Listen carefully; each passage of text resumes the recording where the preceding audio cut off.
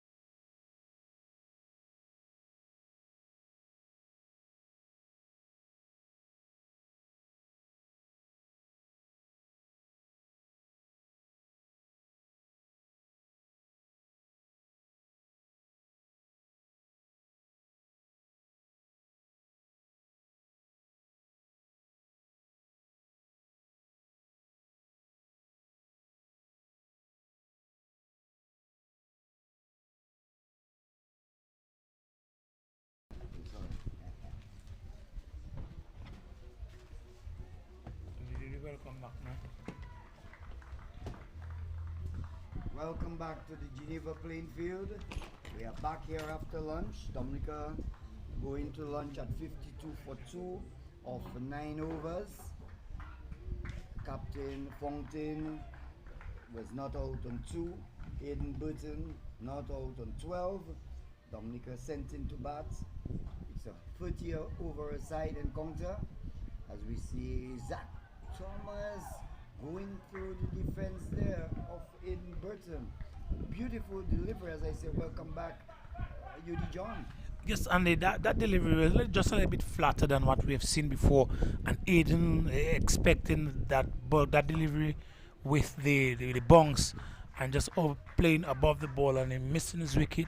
And I'm sure Aiden is going to learn from the inconsistency in the bunks there from Zach. So the first run scored after lunch. 1 to Burton. He moves from his lunchtime score of 12. He moves to 13. Dominica progresses to 53 for the loss of 2. And what brilliant sunshine we are having presently at Geneva Playfield. Yes, Andy. This morning, living in the mountains in Girodale, I was sure that I needed to make a few calls to find out if cricket would be able to be played because so much torrential rains in the mountains. But this afternoon, the clouds have disappeared and brilliant sunshine. So if you're wondering if you should come down to Geneva, I will tell you yes. You join, get your family, get there and come and sit in the stands and watch some electrifying cricket. We saw earlier on in the day the prolific hitting from Derwin Lewis, which led to its demise eventually, scoring 33 before he was dismissed out caught in the deep. And so there's much more cricket that we can see as we see Kevin Joseph rips this one, spinning away from Aiden Burton and getting bunks at that, Andy. And so let's see how well he negotiates that spin and bunks. So Joseph does the batter on the back foot. And there is no run. Just an update from Benjamin Park, where Grenada and St. Lucia are locked in battle. It's lunch over there. Grenada batting 71 for 4 of 21 overs at Benjamin Park. St. Lucia that massive win against St. Vincent yesterday as Burton cuts and cuts well. Will get just 1 run. He will move to 14. Then Dominica will progress to 54 for 2. And maybe you can give us some update. I think it'll have so much pleasant news after I ate my lunch, Judy, telling me about the Windwards Islands. Yes, Andy, but just to give a synopsis of what is happening with the bilateral series that makes up the Windwards, that make up West Indies cricket competition. Leewards playing against Trinidad. They are 93 for 6 in 40.5 overs. Jamaica, they have restricted Barbados to 130 for 3 in 31 overs. But the Windwards Islands, they are 105 for 3 in 37 overs. And just to give us an idea with the batting, Akim Ogesi is unbeaten in 48. Stephen Pascal was the first to go. He scored just 6. And he was outdone cotton bowled by Kimo Paul, who is returning to first class cricket. Kevin Hodge, he scored 31. Ali Kafana has unfortunately scored 1. Kimo Paul as well. And Sunil Ambres is now unbeaten on 13 after 9 deliveries. So the Windwards Islands, they are 107 for 3 after 37 overs. So I've just seen Fontaine driving, the ball coming off, peeling off the inside edge of the bat and going down to fine leg, a boundary, one in the dark as they would say. Fontaine moves to 6 and Dominica now 58 for the loss of 2. 58 for 2, the 11th over is complete. So just in excess of 5 runs per over. If we could get the exact run rate there for the win for Dominica, Dominica run rate of 5.27 with a projected score of 158. Let's see if Dominica can really accelerate the scoring. They've got wicket in hands, but I'm not sure how well the two batters are negotiating the spin that is out there. The spinners, both Zach Thomas and Kevin Joseph, they're extracting spin, and we see when they're looking to drive that delivery, the ball sometimes they miss, and I'm not sure if they're reading that spin well. Varying spins, Andy, as we see Aiden Burton strike this one for the covers and adds 1 to his total. Yes, a bit more width on that occasion and giving him enough time to punch off the back foot. A good looking shot for 1. Moves to 59 for the loss of 2 in the 12th. And this time we're seeing the senior Fountain just using the wrist and work this one to the right of the fieldsman in short mid wicket there, Andy, and he is now rotating the strikes, and I'm sure during the lunch period the coaches would have spoken to both batsmen, and if you're not getting the big hits like they were getting from Derwin Lewis, they would need to rotate the strike. The strike rate is now 5.14, and so looking to rotate the strike, this batsman gets a full toss, drives it to long off, where Alston Bob is well positioned, limits the batters to just 1 run. 1 to Burton, moves him to 16. Dominica 61 for the loss of 2. And if you just take a little look at all the batters, sorry, all the fieldmen in the deep, they are really in front of the batsman. There's a man in deep mid wicket, long on and long up before them are in the deep, as well as the extra cover guy in the deep. And so nice to bowl into the actual plan, and forcing both Aiden Burton and the senior Fountain to look to rotate the strike with singles, and without being able to get over the top. So just 4 runs coming off that Zach Thomas over.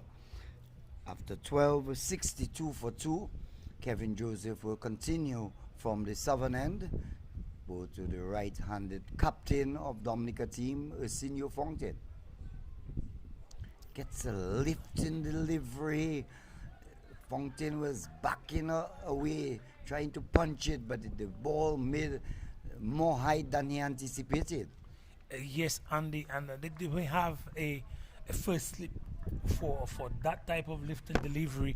If you're not making good contact and get that top edge, and good, lovely field place. Again, another lift and delivery there, and the Kevin Joseph seems to be extracting a lot of bongs with all the moisture that is in the wicket from the overnight rain, and at that time of the day, usually the wicket start to get a little bit flat.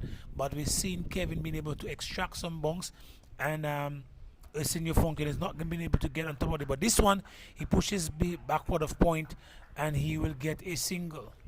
He cuts and cuts well, gets 1 more. He moves to 9, 63 for 2.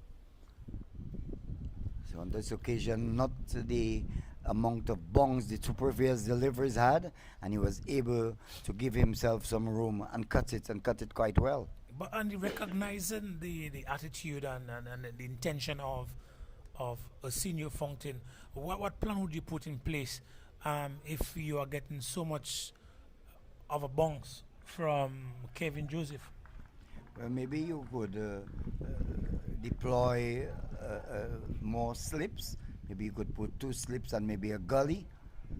Yeah, but you've seen 2 balls do that, but then things go back to normal, so the captain might be skeptical and not wanting. There's a loud appeal as Burton trying to slog sweep this one over mid-wicket. The ball goes through to the wicket-keeper. Loud appeal from the Vincentians, but not out, says umpire Williams. Well, I will tell you, the St. Vincent team is a team.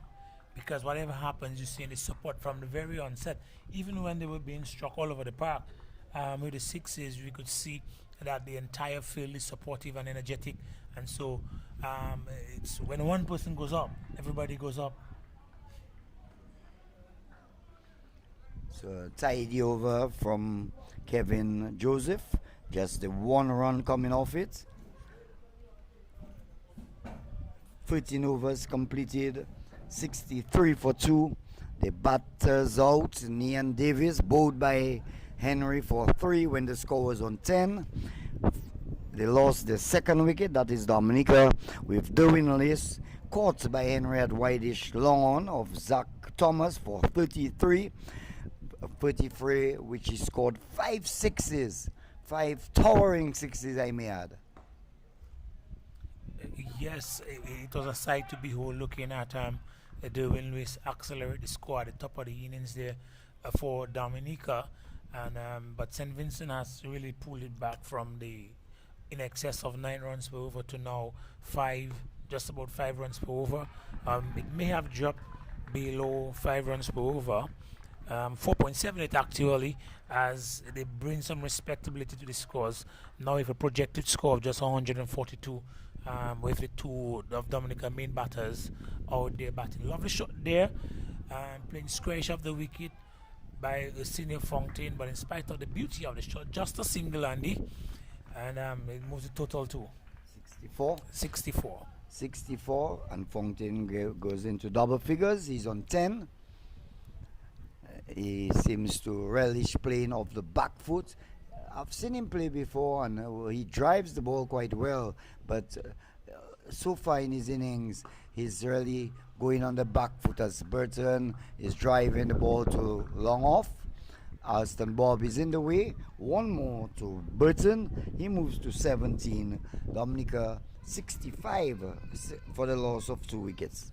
Yes, Burton firmly strike this one, giving the guy at short cover no chance to stop that, which forces the single, and we're now seeing the Dominican pair in Burton and Fontaine rotating the strike regularly now, and that's the kind of cricket that you're looking for. When you take away the big heaves that you'll be able to get, the bowlers no longer put bowling that ball and allowing them to get beneath it, and so they're using the opportunity to just rotate the strike.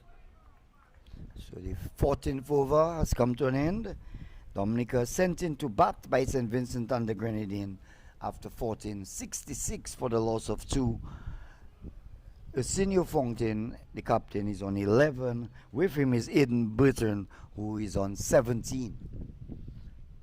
And we have observed that a lot of the balls Fontaine has really played on the back foot, trying to force off the back foot. Was beaten a few times by Kevin Joseph. So let's see how he is still the captain of St. Vincent and the Grenadines, and the vice captain is the wicket keeper, Jordan Charles, at first slip, the captain. Again, he goes back and he punches it, finds the sweeper, comes off the cover boundary. 1 more to Fontaine. He moves him on to 12. 67 the score for 2 wickets, Dominica batting. Yes, and the senior Fontaine is 12 from 21 deliveries. But previously, let's look at the class of senior Fontaine. Previously, senior Fontaine has been playing that shot, but he's always getting square of the wicket to the guy there, square of the wicket. This time he plays a very similar shot, but stays and pushes it between cover and the guy there at point to extract that single, and so it speaks to his ability to manipulate the field and to play just circumspect and to build his innings.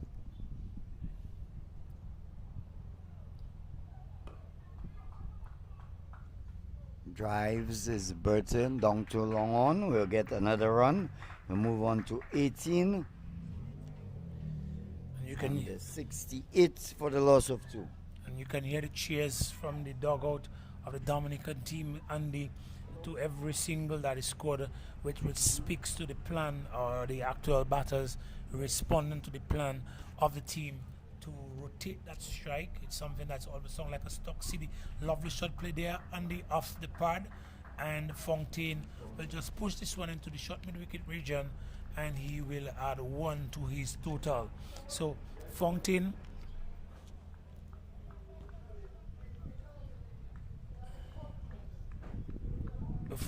is on 13 from 22, and his counterpart Aiden Burton, he is on 18 from 38 deliveries.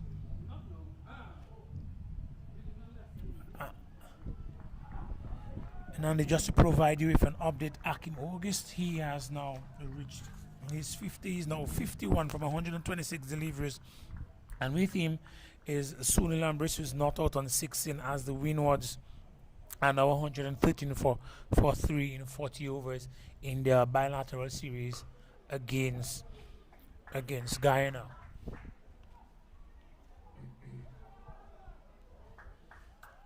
Good run in there, Andy. And the wicket keeper a little bit disappointed and calling on his player there down there, and they should have had just a single, but by a little lackadaisical approach in the outfield, we're seeing Burton and Fountain being able to cross for 2 more runs, and that will add to the total. So 71 for 2. Aiden is now on 20 from 40 deliveries, and Fountain is on 13 from 22 deliveries. So halfway there. Remember, it's a 30 overs a side match, and 15 overs completed. Zach Thomas will continue from the northern end. Plays it to mid-wicket. Is Fountain, but he can't score. Yeah, it's a lovely use of the wrist there from Fountain, but this one being struck a little bit, not firmly enough to be able to beat the player there at the short mid-wicket region, and so that single was prevented. But you could see Aiden Burton ready, and this time he gets over it, Andy, and it will be over the top. 6 runs there from Aiden Burton. This one brought up just a little too much by Edwards. Exactly. By Fountain, the right-hander, hitting that 6 gets to him to 19, and the score will move on to 77. 77 for the loss of 2. Fountain getting hold of that delivery there from Zach Thomas. Yeah. Hoisting him in the cow corner area for 6. Patient approach there from Fountain, and it's waiting for that odd bad delivery to be able to pounce on it, and this time it was very quick, and that is the thing with Aiden. He's be able to react from his position to get that front foot out of the way, and this time instead of pushing it, this time he pushes it to the cover region. But look at Aiden, how he gets that front foot out of the way so quickly, Andy, and this it can be menacing to the bowler. This time he pushes forward with a flowing drive there for the covers. He will just add 1 to his single. They're comfortable for that, and that goes to the wicket keeper. Firm throw back there from LeBron Douglas of St. Vincent, and the Grenadians as they effect or just limit Dominica to just 1 run from that delivery. Scores: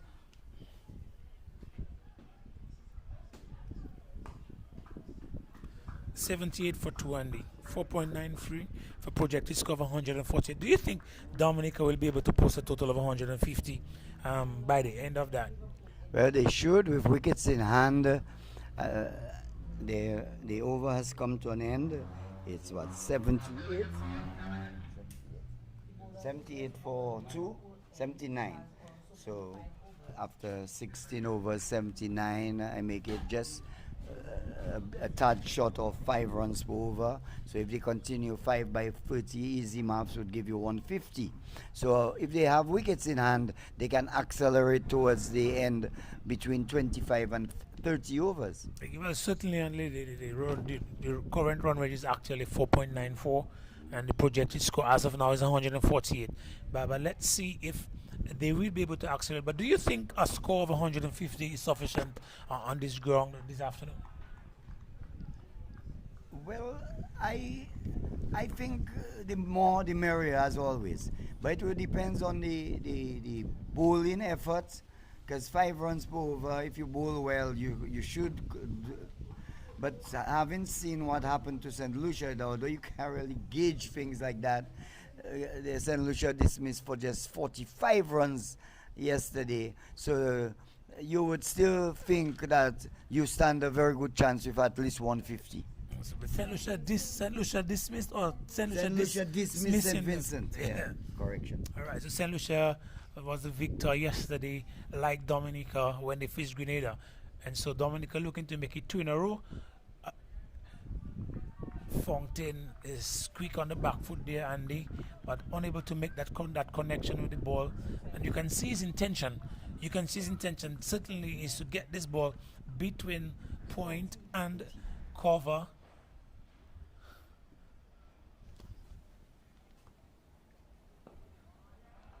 And as I was saying, looking to get that ball between the cover and point to see if you could get that single on a regular basis, Andy.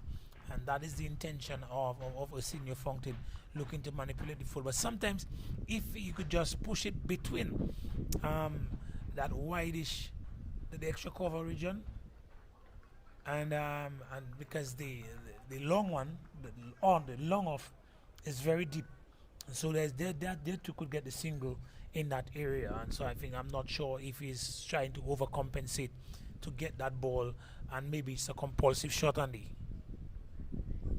Again, it jumps at him, and same thing that we were just talking about, him looking to get on that back foot quickly, get the front foot out of the way, and looking to punch this one between cover and the point.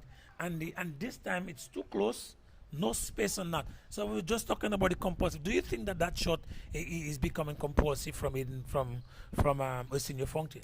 Well, it all depends on the length. It's a matter of reading the length well. He saw it a bit short, so he was going back. He has been successful with it. He has been beaten a few times, but generally he has played it quite well. But the ball jagged back somewhat, to the credit of the bowler, and really had him all tied up. Lovely shot driven there by Burton. The man will come off the deep extra cover boundary. Burton will get his 23rd run. Dominica will move on to 81 for 2. Fontaine, who is on 20, will take strike. We're in the 18th over. Bowled by Zach Thomas. Stopped in his run up there by the umpire Liverpool, Delroy Liverpool. I don't think we have mentioned him too much today. We have Andy Williams and Liverpool, as Fontaine turns it to short backward square, gets a run, moves to 21. Dominica now 82 for the loss of 2. Yes, and just to comment on Burton's ability to rock onto the back foot, I think he's picking up the length well, but in terms of the line, oh my God, this one just passes through between bat and pad, and this one will run down. Let's see the signal. If it's an inside edge, it's byes being signaled there. So a lovely delivery there from the bowler, Thomas. That is Zach Thomas, and beating everything that Aiden Burton threw at it, and they would come back for 2 byes. The flight of the ball is what deceived the Burton. Hits it in the air, the short extra cover can't get across to it. It will go down to Bob at long off, and one more to Burton. He will move to 24. Dominica will progress to 85. 85 for the loss of 2 in the 18th. Yeah, so and just to go back to the conversation that we were having, with Fontaine's ability to pick up the short delivery and rock onto the back foot. But I think he needs to make an adjustment, start to consider the line of that delivery as well, because when it's too close to him, then he gets into an uncomfortable position, unable really to negotiate that bounce and to work that ball, to work that delivery. And on occasions, we're seeing him looking uncomfortable playing that. And so maybe he needs to have a better shot selection based also not just the length, but also on the line of that delivery.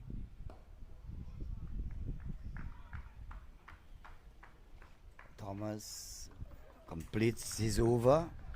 86 for the loss of 2. Burton is on 24. Fontaine is on 21.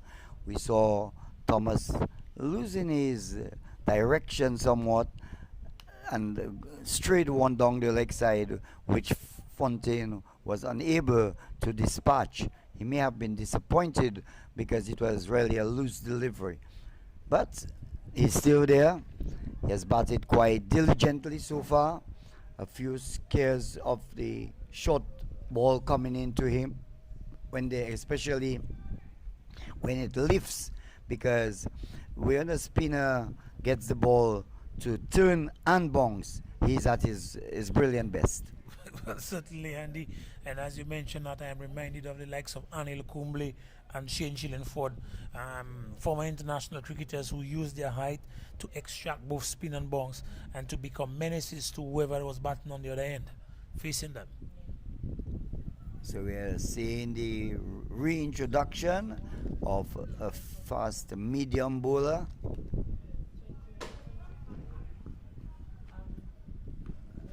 I'm not LeBron Douglas is the new bowler, driven down to long on. So Douglas starts there to Burton. Burton gets another run. Looking quite comfortable right now. 87 for the loss of 2. So they're trying different bowlers. They have tried Zach, they have tried Kevin Thomas, they have tried Henry and Glasgow.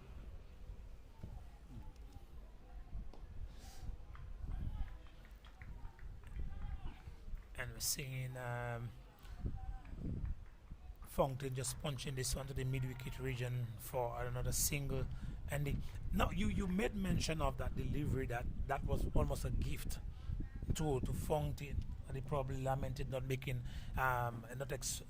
not exploiting it like it should have. But if you notice what he did, instead of staying on top of it and looking to whip it off his pad, he looked to get beneath it. So his intention was for 6 shot delivery there from Douglas, and this one just sketching hidden, let's suppose in the midfield area, but the ball stuck in his pad. He's looking to hit this one, and maybe you should say thank you very much for this opportunity, because there was this guy down in the deep mid-wicket region waiting for anything that comes that is not well hit. I'll tell you something. Sometimes when the ball goes into the pad, the batter tends to want to get it out quickly. Doesn't want, but it's a lovely shot. Back cutting this ball is Aiden Burton. A lovely shot, waited on it and cut it superbly well. Gets a boundary. He moves to 29. Dominica now 91 for the loss of 2, but a really beautiful shot. 92, correction. 92 for 2. A real beautiful shot there by Burton. Yes, Andy, and even if you reflect on the out when Nean Davis was bowled. When Nean Davis was bowled, Andy, he was playing across the line. But we've not seen that from Aiden Burton. This ball is wide outside the out stump. Although it is yet to be hit, he's hitting it in the direction that it's supposed to be hit. And I'm just making use of the delivery. And on both occasions this time, and on the ball before, when he got the 4 runs, he was able to just push this one where it should be hit. As you want to tell that to the young cricketers not playing across the line.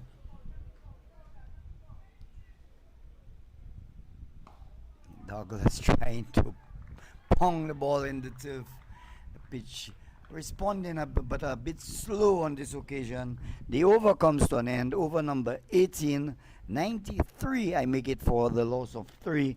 Fontaine is on 22. Burton is on 30. 12 more overs to go. Can they get at least 6 runs per over? 12 sixes would be 72. That would put them to about 165. I think that would be something they would have to look forward to, getting somewhere around 165. Yes, Andy.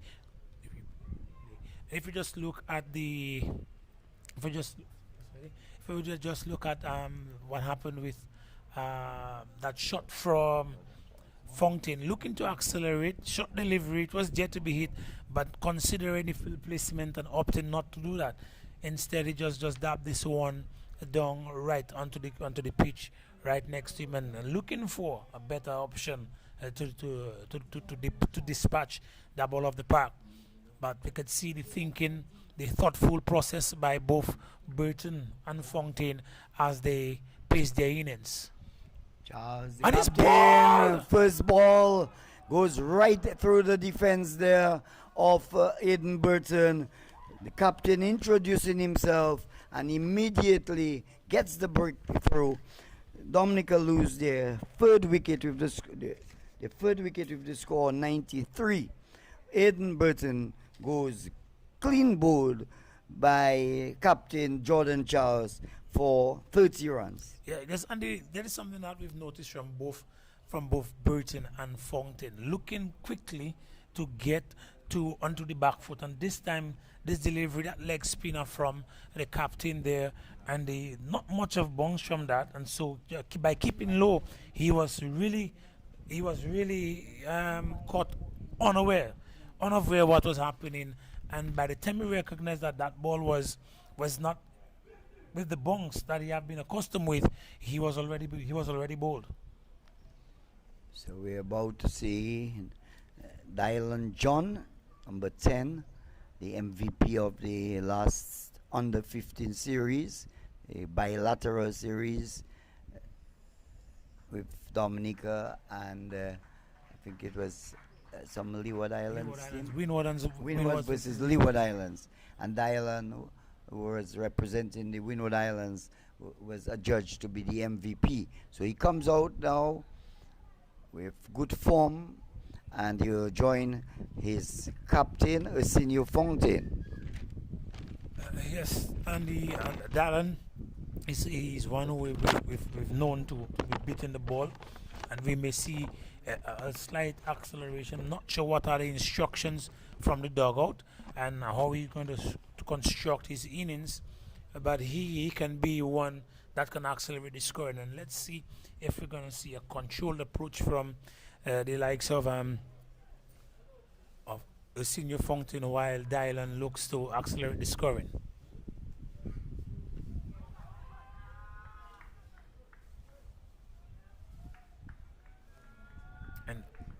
And early up, Andy, we're seeing on that shot that he's looking to be aggressive from the very first delivery. Andy. Yes, Dylan getting one on his pads, and he was trying to hoist it on the onside. But an important breakthrough there by Captain Jordan Charles, because Burton was growing in confidence, and together with Fontaine, the captain, they could have done plenty damage to the St. Vincent and the Grenadines team. Fontaine not well balanced in that shot on this occasion, playing on the back foot and almost dragging the ball onto the onside.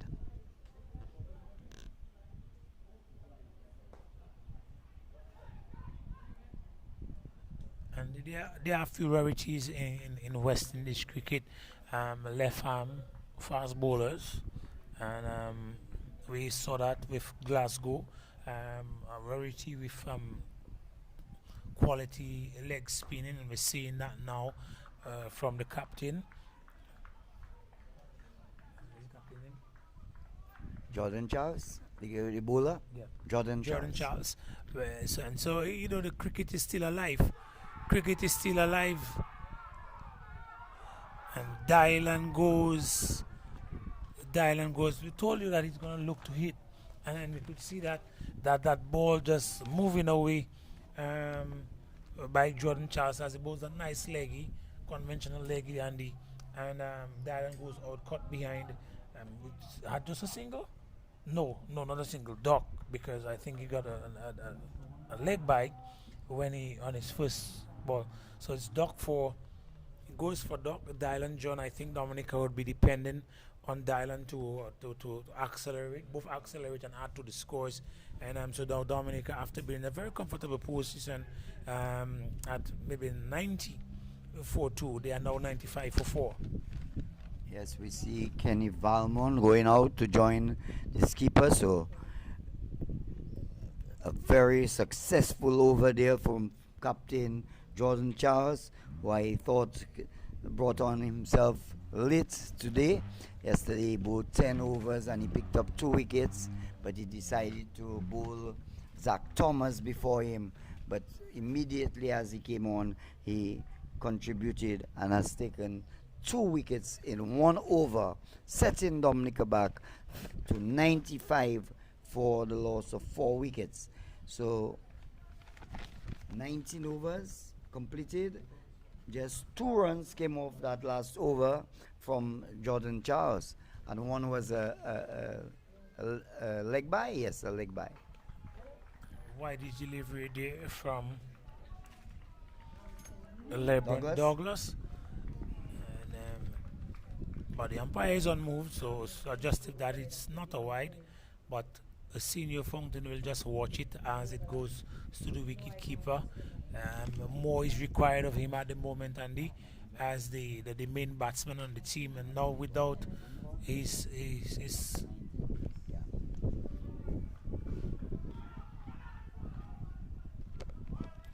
a bit of miscommunication there by Kenneth Valmore and Senior Fountain.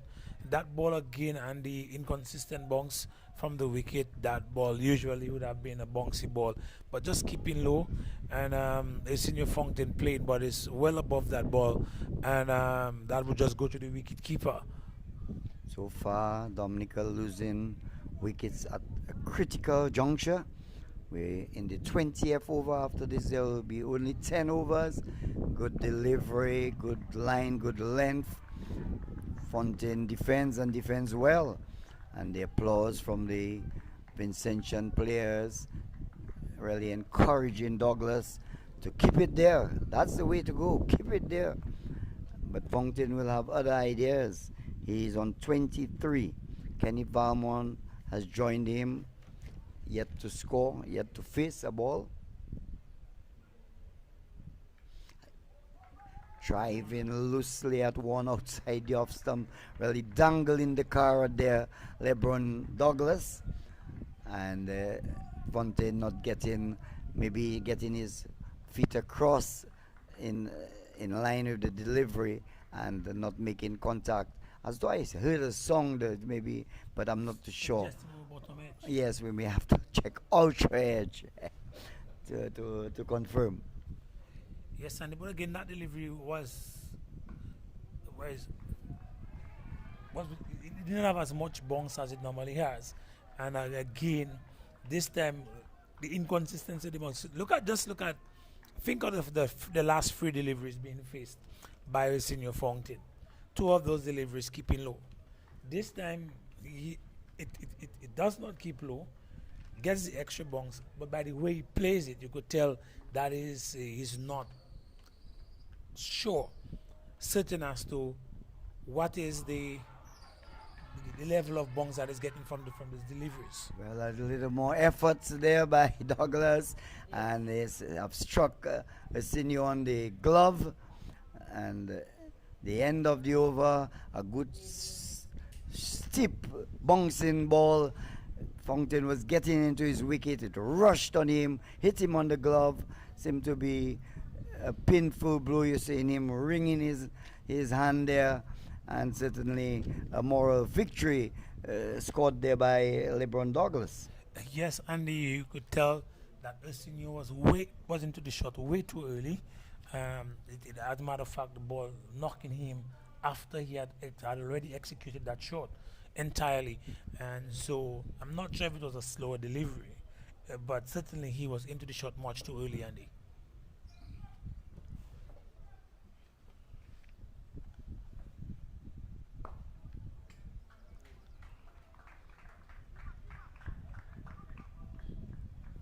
So Valmon drives past the bowler, gets off the mark. He's on 196 for the loss of 4. Batters out. Nian Davies for 3. Douglas to win. Lewis, I should say, 33. Eden Burton, 30. And the last man, Dylan John, out for a duck. Yes, Andy, and this one is over the top. Certainly it will be 6. Certainly it will be 6, and then I'm praying that it's not on the cars. And I'm sure anybody that is packed in that area is packed in an ill-advised area, as Fountain clears this one with a mighty heave, to use your word, Andy. Yes, a big shot, massive hit, getting hold of Charles, and this brings up the 100 for Dominica, 102 for the loss of 4 wickets. Presently, the 100 coming up in the 21st over. Get it from my scorer, 20.3 overs. So massive blue struck there. Seems the ball has been lost. In fact, no, I'm seeing somebody. I think he's coming with it. Yes, he has the ball. He has retrieved the ball. And the point you were making with the pitch, it has the sun has bit down on it for some hours now, and you expected the moisture to dissipate and it become a bit more placid. Yes, Andy, but based on the amount of water that is in the ground, by the amount of rain, certain areas are not as, how do I say it, for want of a better word, not as dry as other areas, and I think that contributes to the inconsistency in the bunks. Fountain has decided anything up in the slots, he will be dispatching it. Charles, again, this one, a lovely extra cover drive over the top. That was a fantastic shot, inside out, over extra cover. 6 runs to Fountain. A real tremendous blue struck there by Fountain. He moves to 35. Dominica now 108 for the loss of 4. And for the persons who don't understand part 2, I'm going to use an expression. It says, and it's very prevalent in the Vegas area. It says, "Ku bai se pa ku se ku wan ki ku." It says, he who laughs last laughs the best. Because in the previous over, Jordan was able to take 2 wickets, and this time he's going for 2 sixes, consecutive sixes at that. And so Fountain is using the opportunity to do vengeance, to take revenge for what was happening to his players as captain, and certainly he's looking to accelerate the scores and showing no respect for the leg spinning ability of the captain, Jordan Charles.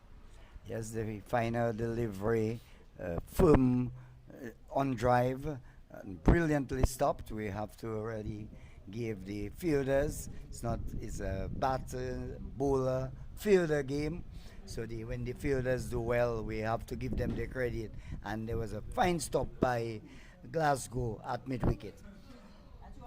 So, Arsenio currently is now the top scorer so far for the Dominican innings with 34, 45. So 21 overs. 35 from 48 deliveries. 22 overs, Andy. 22 overs half.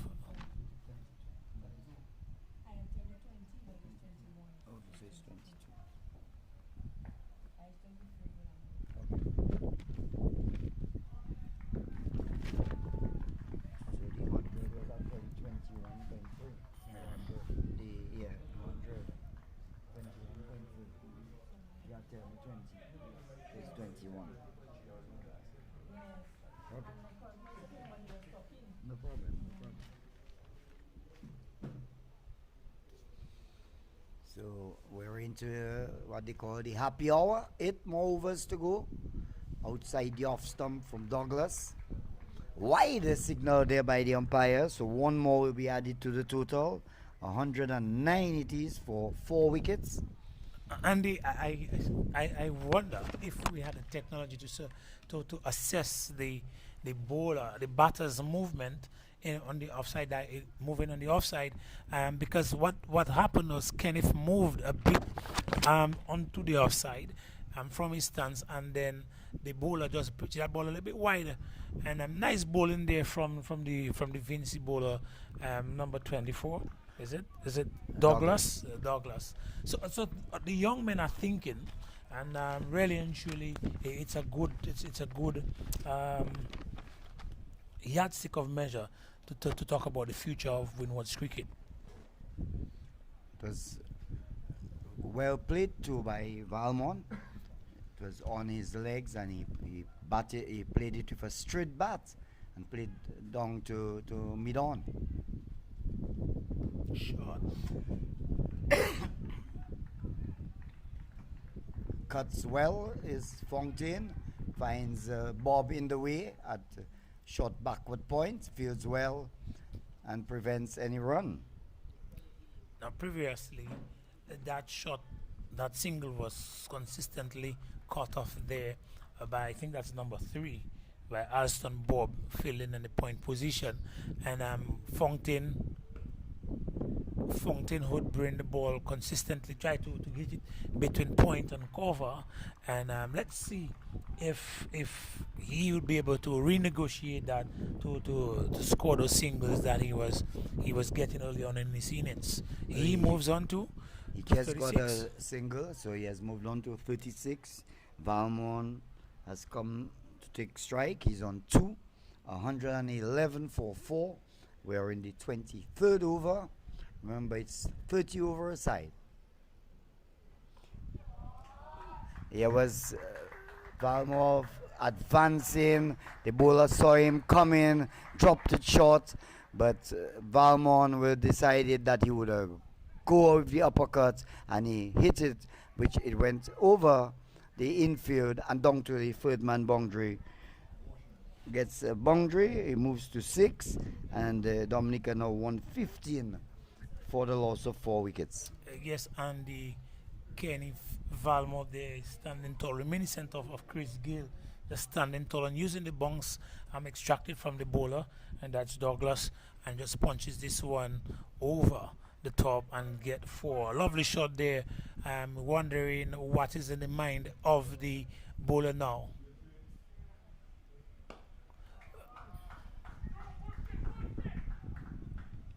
And the powerfully driven there to long, but it's just a single. So the over comes to an end. Over number 23 is complete. 116 for the loss of 4. Just 7 more overs to go. Fontaine, the captain, is on 36. Valmont is with him, is on 7.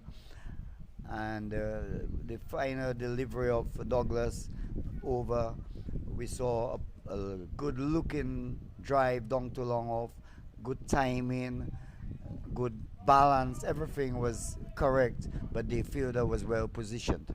Okay, and after a very long time, Dominica now has a run rate in excess of 5.04 is the run rate. The projected score of 151, and we're seeing the acceleration slightly happening since the introduction of Kenneth Valmont after joining Senior Fontaine. So Valmont is on 7 from 6 deliveries, and Senior on 36 from 50 deliveries.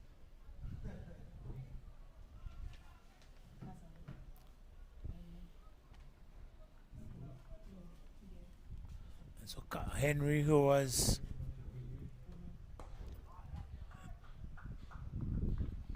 very economical in his first spell, and he's been reintroduced at the northern end. Casado Henry, number 29, and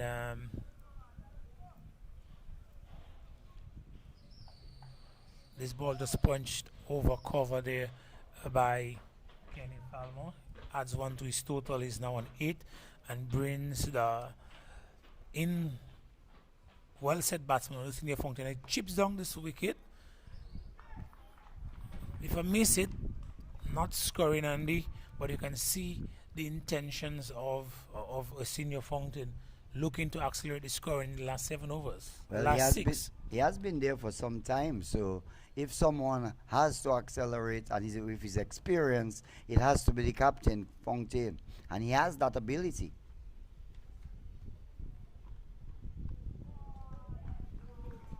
This time, first time in a long time that we've seen somebody going hitting across the line. This ball a little bit outside the stump, walks across and looking to whip this one over long on, but he misses everything and he survives.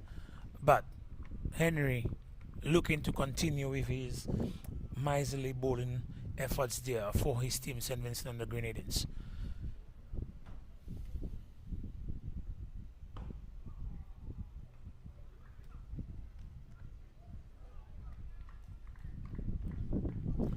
Lovely work in the outfield there by Alston Bob. Picks up and in one action throws. So we saw Charles introduce himself, the captain. He picked up 2 wickets, and then after that, the next over was badly treated by a senior Fontaine. So he has decided to go to his main strike bowler in Henry.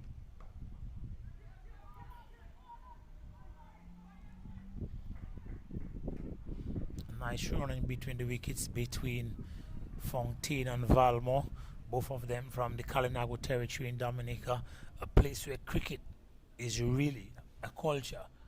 Somebody dare to say a religion, Andy. Yes, I think that's the area in Dominica where the most cricket is played, and you can see the results. Many players. We had a tape ball competition a week or so, and there were 4 Kalinago teams. Lovely drive, beats the man at mid on there. Bob can't get across to it.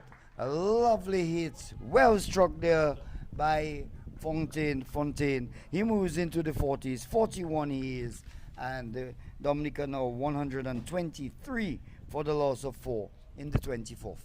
Yes, Andy, I mean, we saw when he came in, he was a little bit resolute, patient in his ways, constructing his innings, and at that stage, the team requires it of him, and leading from the front is a senior Fontaine. But we were talking about the Kalinago territory and cricket. When I came in this afternoon, just this morning, I just made mention of maybe 6 players from the Kalinago territory on this team, and I was reminded by the manager that there are 9 players on this team from the Kalinago territory. So it speaks of the volume of cricket being played there, and the quality of cricket being played in that section of the island. Yes, they have their Premier League, the Kalinago Premier League. They participate in all cricket. If it means taking a canoe to go, they will be there. Here is a short delivery. Valmore pulls down to backward square. The man coming around from forward square leg sends in the return and limits the batter to just 1 run. Yes. So Valmore will get into double figures. He, in fact, yes, 1 to him. He moves to 10, and the Dominica total 124 for the loss of 4. Yes, and the Valmore, after completing that delivery, he was just out of balance and was unable to. He had to spend some time catching back his balance, and so they were unable to come back for the second. But it brings a senior Fontaine on strike who is looking to be more aggressive. But in spite of this, they were restricted to just a single, and so the strike is being rotated while runs are being sought after, as this pair looking to carry the Dominican team to a score in excess of 150 in that opening innings of the match. Valmore taking the first run very quickly, thinking of 2. They can only get 1, so he moves on to 11, 1, 2, 6 for the loss of 4. We're in the 25th over. Fontaine is inching closer to the half-century mark. I think he would want not only to get to the half-century, but to get many more. Hit one in the air, a chance to be taken, caught there at mid-wicket. Dominica lose their 5th wicket with the score on 126 126 now for the loss of 5. Guess Andy, Fountain would have hoped to reach that milestone of a 50, a half century was they're looking, but it's sacrificial in his approach, looking to accelerate the scoring for Dominica there in the last overs as the innings comes closer to a close, and he regretfully walks down, but knowing that he would have done it for his team, making the sacrifice for his team, just being caught between Scott in no man's land, indecisive in his approach this time, looking to hit and getting out of the shot, but much too late, Andy, and so he is out caught in mid wicket. But just to give us an update as to what's happening, as Senior was edging closer to his 50, Akim Ogis for the Windwards is inching closer to a century. He's on 83. As the Windward Islands are 166 for 4 against Guyana Happy Eagles in Antigua. The last wicket to fall in that match was Sunil Ambris, who went for 30 from 36 deliveries, and now Sajak Deskat, he is there in the crease with the opener Akim Ogis, and we can only hope that Akim could carry his bat right throughout this innings and trust that he scores the first century of this competition.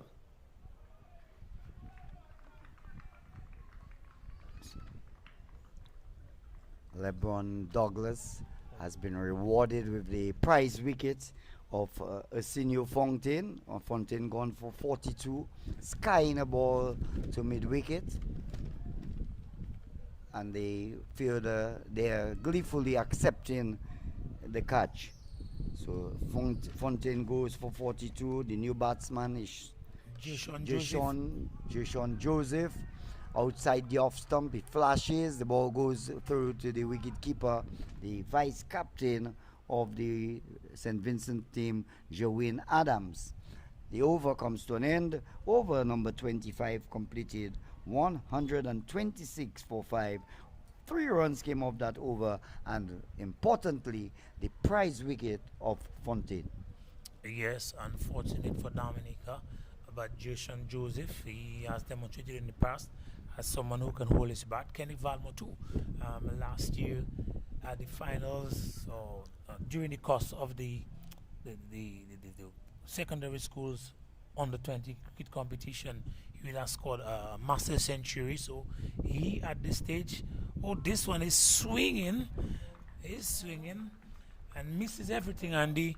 But as I was saying, he too can carry his bat, and so we can only hope that that Dominica reaches that planned target of at least 150 to set a target that is probably respectable enough for St. Vincent to chase. Yes, so 5 more overs, you would need to get at least 6 runs per over to get you to 6 5s 30, or you would be 156, and maybe they would need some more, but runs on the board, as they say, are runs on the board. So first things, try to get going, try to get a score. You have only lost 5 wickets. There are 5 more in the hut, but that doesn't mean that you just throw it away. You have to be disciplined in your approach, because I can tell you Henry is a bowler. He's a very tricky bowler. We spoke earlier on about the elbows and the bending of the elbows and the required degrees and the range of degrees. What do you make of this one, Andy?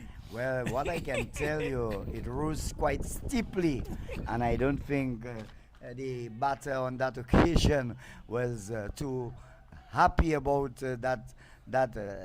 No one likes the ball, as they say, for you to be smelling the leather. Pitches this one up in the thinking where the batter will be forced on the back foot. He plays it well. Valmo, he gets a single, moves him to 12, 127 for the loss of 5. And you could see what was the intention there of Henry. He pitched that short ball, and then he followed it up with a ball targeting the stumps. But just drifting down the leg side a little bit, which gave Kenneth a chance to move and use his feet and get that single inside edge there, and they going down square the wicket. Will it go for 4? It doesn't, and they will come back for a second run. So Joseph gets off the mark, and the Dominica totals inches a little further by 2, takes us to 129 for 5. One more delivery in the 25th, in the 26th over. So 4 more overs to go.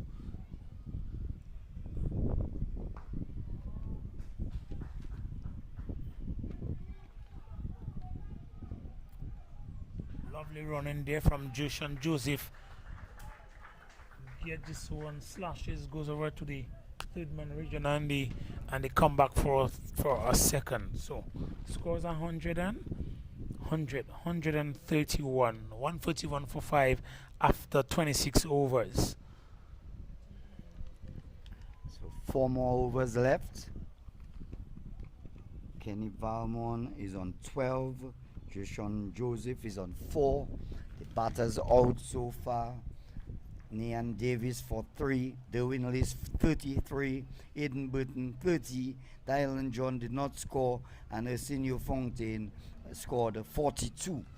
So these are the batters back in the hut, and they will rely and depend heavily on Kenny Valmont and Jushan Joseph to see if they can get past UD's figure of 150 or thereabout.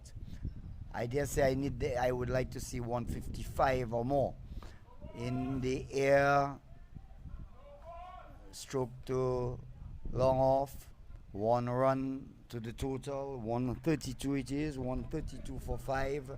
The run to be credited to Valmont. He will move on to 13. So they need to get along with things now. It's the happy hour, and with 5 wickets in the hut, you've got to 132. Yes, 132 it is.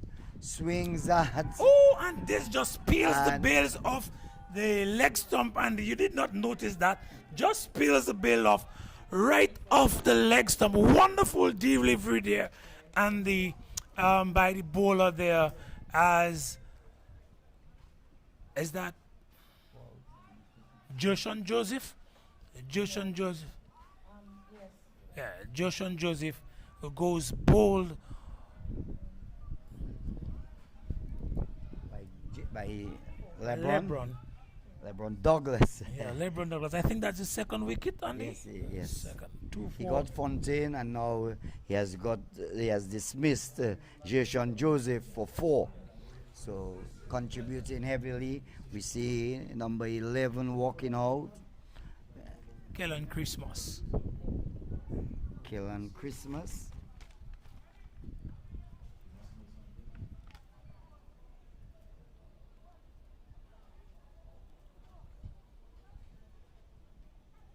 But Andy, but that was a lovely delivery. I remember being at the Fontoma playing field as a kid, and the brother of Beno Pascal, David Pascal, who has passed away since, bowling, and he peeled off the bails off the off stump, between the middle and off stump. And I remember an old gentleman running from the crowds onto the field to pay the bowler for that delivery. I think this one deserves a prize as well, Andy. Well, what I'm impressed with Douglas is that he pitches a few shots, and then on that occasion you could see the batter not wanting to go forward. He backed away and swung. Plays this one to skirmish cover, shies at the stump, they're coming back for an extra. Still passes him, more runs. So they have crossed 2, they'll come for 3, and in the end, an all-run 4. I make it. Yes, it is, Andy. It's not a home run, but that to use the baseball parlance, a home run with the ball in the infield. But the ball on the last toss of that ball, and the ball the ball probably would have knocked one of the players, Alston Bob. It looks like, Andy, and we can no, not Alston Bob, certainly not. But we could see him there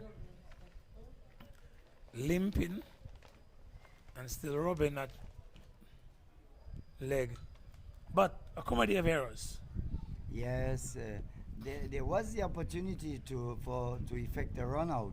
So the driven in the air too long off, and they will take one, and that's all they will be. The players begging, imploring that take it easy after what happened a while ago. Take it easy, just relax a bit. Do not shy loosely and give away runs. One of the things I've learned, Andy, about cricket, as playing with Kevin James, is that you have to know when to and when not to. And at that stage, the single was already there. The wicketkeeper was not in position to effect the run out. I think playing it safe probably would have been the better option. And the tossing of the ball in both cases, ill-advised. And what would have just been a single became 4 runs with the ball still playing in the infield.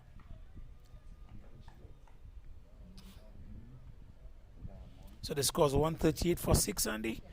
26.5 overs. Kellen is on 5 from 2 deliveries, and Kenneth is 14 from 16. A lovely shot there. Pulls this one high and hard. Lovely shot there for 6 from Kellen Christmas. And as we call his name, you know, Kellen was in a situation where he had to stay away from the game for a little while, and it's a pleasure seeing him back on, but more so pleasure seeing him hit that wonderful shot over the top for 6, Andy. Yes, a magnificent shot. He read the length very well, got into his wicket and gave the ball the treatment, and ending a rather good over from LeBron Douglas, and in the end 13 runs came off it, 144 for the loss of 6. Valmont is on 14, and Kellen Christmas rushes to 11. Yes, 11 from just 3 deliveries there, Andy. And will they continue the acceleration at the rate they're going? The projected score is now 160. And so the bowler brings that one wide, but he will not trick the umpire. Delroy Liverpool has his signal wide, rightfully so, Andy. Yes, at this point in time, the bowlers, they want to hide the ball as far as possible, but you have to avoid giving too many extras, because each wide is one run added and another ball to be bowled. Swings at, misses, it was there to be hit, and you will be disappointed in not hitting that ball because it was right there in the slot, UD. Yes, but just a little bit slightly out of shape, Andy.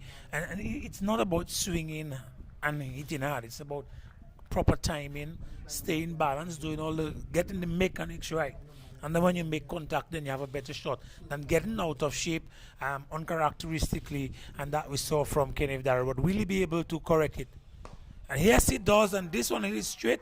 And you're going to have magic to stop that shot. It's 4 runs, Andy. 4 runs. As these batters there, lovely shot. He just pushes that one back straight over the top of the bowler Henry, and it will be 4 runs, Andy. Wonderful shot there from Kenneth Valmont. The score's 149 for 6 and 27.2. Projected score now 164. Kellen Christmas is on 11 from 3, and Kenneth 18 from a runner ball 18.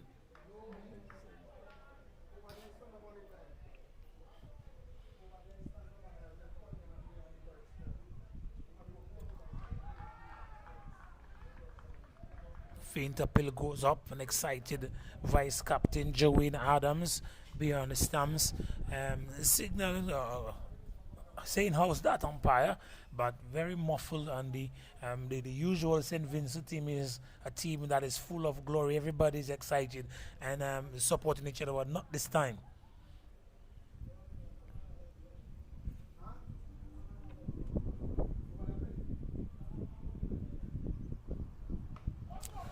Stays above it. Lovely. Kenneth Daru. Kenneth Valmore. I'm sorry, Kenneth Daru is minister, former minister, CEO now of the Dominica China Friendship Hospital. But if I say Kenneth Daru, then probably somebody would excuse me, because while he does not play, he is somebody who is very supportive of the sports and has been the main sponsor for the PSC Falcons, that is the Patient Sports Club Falcons. That's Dr. Daru, so Dr. Kenneth Daru. So my apologies, Kenneth Valmore. And his son of Kenny Valmore, who last week was doing mighty things at the Ansdime playing field in that softball tournament. And they will get two from that. Kaelan is really rushing Kenneth Daru with a sense of urgency there. Now, Kenneth Valmore, lo siento mucho. Kenny Valmore, sorry, really rushing him there and keeping him on his P's and Q's. And as Dominica has now crossed that presumed target of 150, Dominica now 152 for 6 in 27.5 overs. So the previous delivery, we saw the 150 posted by Dominica. They have moved on to 152. 152 in the 28th over. And Christmas pulls this six. One. This is six. going over That's the six. mid-wicket boundary. You go get it. That's all. Lovely 6 there from Kaelan Christmas. And Dominica, quite a few 6s in the Dominican innings. I would love to know. I think Senior Fountain had 2 of them. Kaelan now has 2. And Derwin Lewis had 5 of them, sorry. 5 6s. So number of 6s there in the Dominica innings. I'm not sure if there were any 6s from Aiden Burton, but Dominica doing well. The scores of 158 for 6 in 28 overs. 2 more overs, Andy. What's your projected score? 2 more overs. If you can get at least 7 runs per over, just modestly 7. That put you to 14 and 58. That put you to 172. That will be a reasonable good score. But we have to wait and see. Christmas has catched up with Valmore, both players on 19. 2 more overs to go. And it looks like it is going to be the reintroduction of Elron Glasgow from the southern end. Well, Glasgow was struck all over the outfield by Derwin Lewis, the left-handed batsman. We have a left-hander who has demonstrated the ability to hit in Kaelan Christmas, and he's been brought again at the southern end, and so we're wondering if he will be able to replicate the type of innings that was played by Derwin Lewis against Glasgow. And signaling a no ball being signaled there. It will be a free hit. It will be a free hit there. So the scores, instead of going up by 2, we're going up by 3. 161. 161? 161 is the score.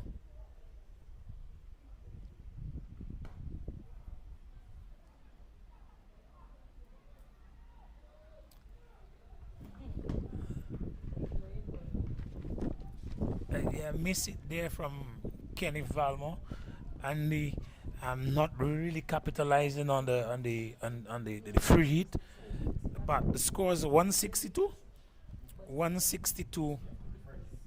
for 6.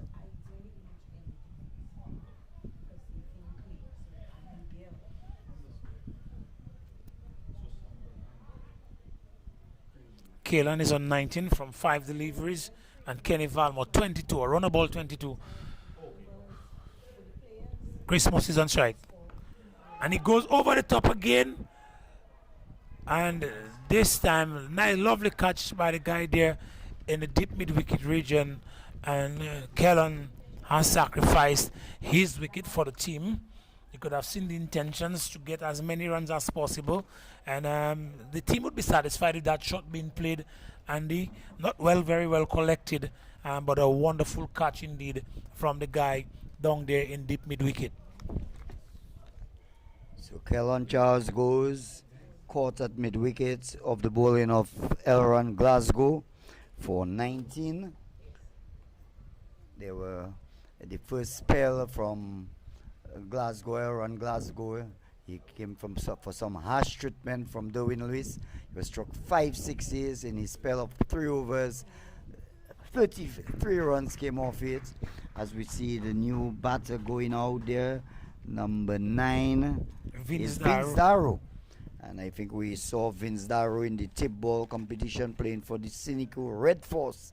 So today, and he opened the innings for the Cynical Red Force, and he's coming down lower today.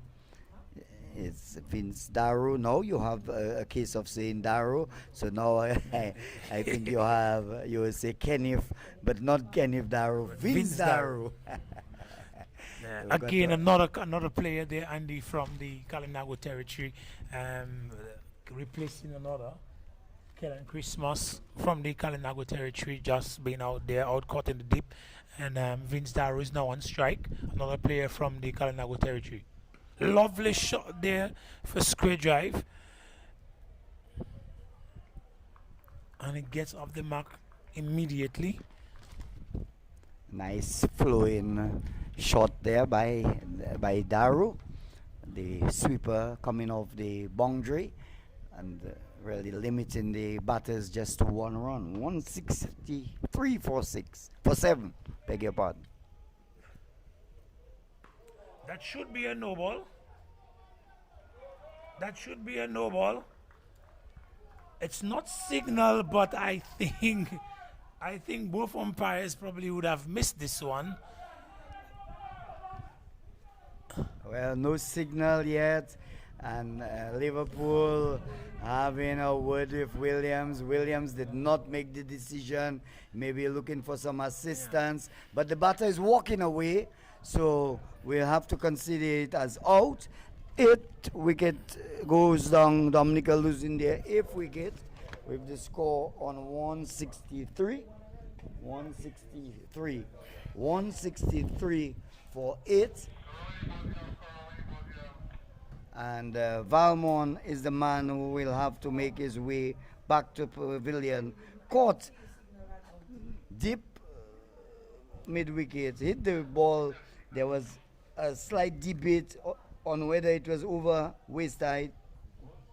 Not in the opinion of the umpire, who is the one who matters. And in the end, Kenny Valmont makes his way back out for 22. Yeah, I saw the standing umpire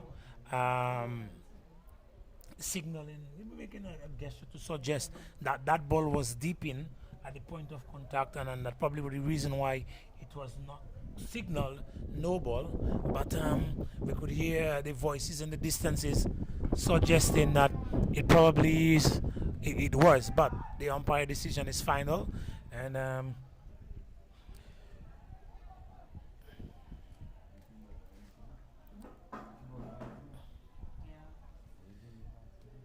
Dante Benjamin is on strike, and he gets off the mark immediately.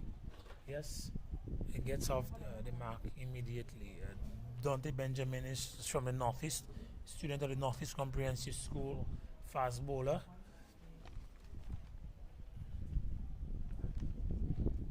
But a young man who really loves the game.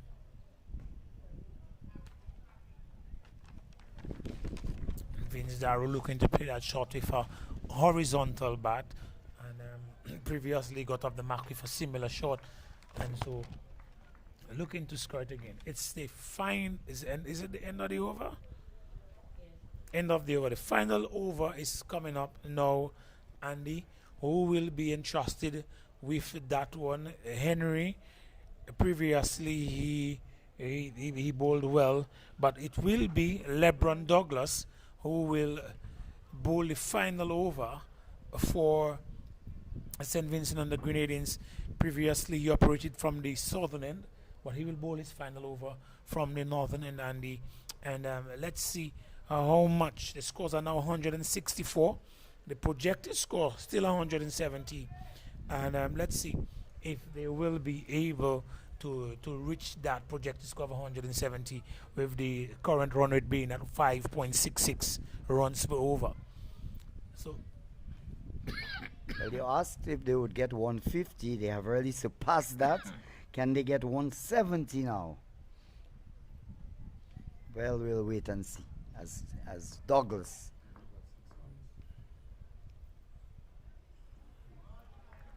and Dante swings, lack of movement there, and the feet nailed to the crease like Christ was nailed to the cross, and swings mightily, but nothing came out of that. Although when Christ was nailed to the cross, we were offered salvation. Will he survive the next delivery? Is the big question. And hits this one high and hard, and it is 6 runs, and so he has been redeemed. And Dante, I'm sure he has been brought to the position, to this position, and with the scores 174, 8 batting at number 10. He probably would have been brought ahead of the next batter to come to the crease for such a time as this, with the abilities that he have. Strong guy. Well, Strong guy. Dominica might be greedy here now. They have got to 170. They still have an opportunity. They may look at 180 now. And that should be signal wide.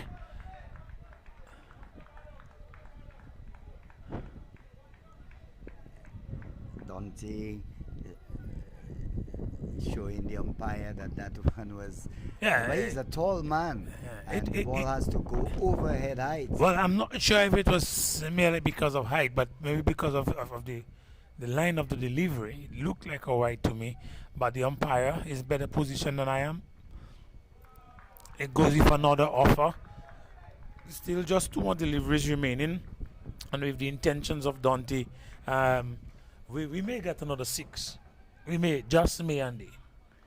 Yes, but he has to keep focused. He has to keep his eyes on the ball. Get in line with the ball. Douglas has the tendency of pitching short. I don't think he'll bring one up to the bat now. Again, short. And again, he can't make contact. And if it's working, why change the approach? Douglas is getting his results. He was struck for one mighty 6, but now he seems to be just nagging just outside the off stump and getting the ball to lift.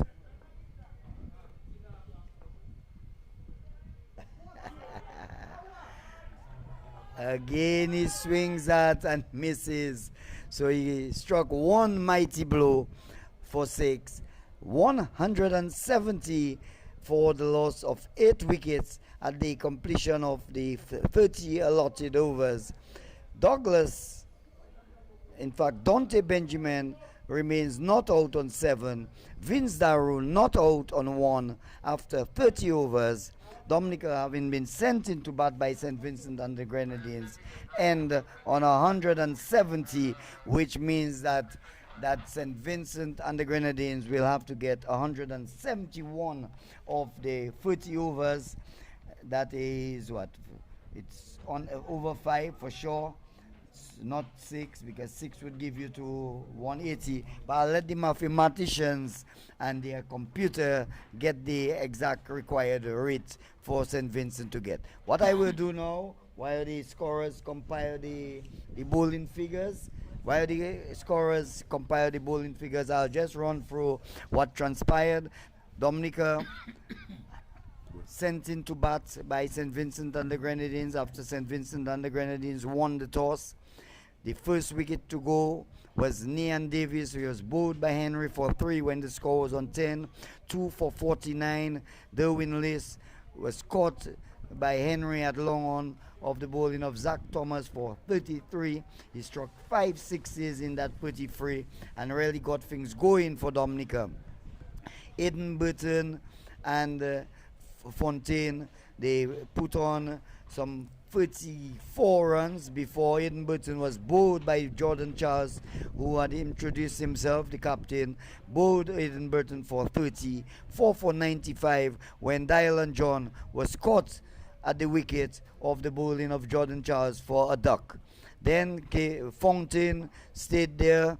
He added some 31 runs before he was out, caught at mid-wicket of Douglas for 42, a well-played 42 by Arsenio Fontaine. Next to go was Jason Joseph, who was out of the bowling of Douglas, once again for 4. It was 6 for 132, 7 for 162 when Kellen Charles, who swung his bat and got some useful runs for Dominica, he was caught off the bowling of Glasgow for 19, and Dominica lost the 8th wicket when Kenny Valmore was caught at mid-wicket of the bowling of Glasgow for 22. 163 when they lost their 8th wicket, and in the end 170 for the same 8 wickets of their 30 overs. The bowling, if I can get it for you, I'll just run through it. Elran Glasgow bowled 4 overs, no maidens, 2 for 40. Casado Henry, 6 overs, 1 for 38, did not bowl a maiden. Kevin Joseph bowled 6 overs, no maidens, none for 16. Zach Thomas bowled 6 overs, no maiden, 1 for 22.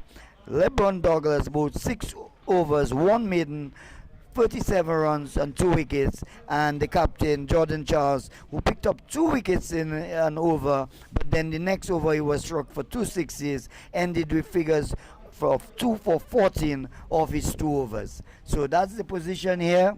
We're going to have an innings break before St. Vincent and the Grenadines need to get 171. We get some thoughts from Udi John as to his impressions of what took place so far. Well, certainly, Andy. We started the morning in very wet conditions. The weather has improved significantly, and once the game started, we could have told from the very intention that Dominica was looking to post a total of in excess of 150 runs per over, and that they achieved as they enjoyed the batting prowess from the opener. That's Derwin Lewis, who scored 33, and then Aiden Bertie came in supported with 30, and in the middle order with the captain Arsenio Fontaine, he got 42. Those individuals really batted well to hold the innings, and then when the competition, when they needed to accelerate the scoring towards the back end of the innings, we saw Kellen Christmas come in, and he brought a nice 19, and also Kenny Valmore. These players contributing significantly, and even Dante Benjamin, the last batsman to come in, he went out. He was not out. He scored that 96 to the second delivery of the final over to take Dominica to 170. So 170 is Dominica's score, and I think it's a very defendable total. If you ask me in the context of the game, 5.66 I think is the run rate that Dominica scored those runs in, and so it's gonna be a good ask. And I think the Dominica support from the back end of the innings with the batters from Dominica is commendable, and I think also Dominica has bowlers that they can use really to defend that total. But so far, good cricket, both from the Dominican team that was batting and the St. Vincent team that was in the outfield. They supported each other very well. Andy.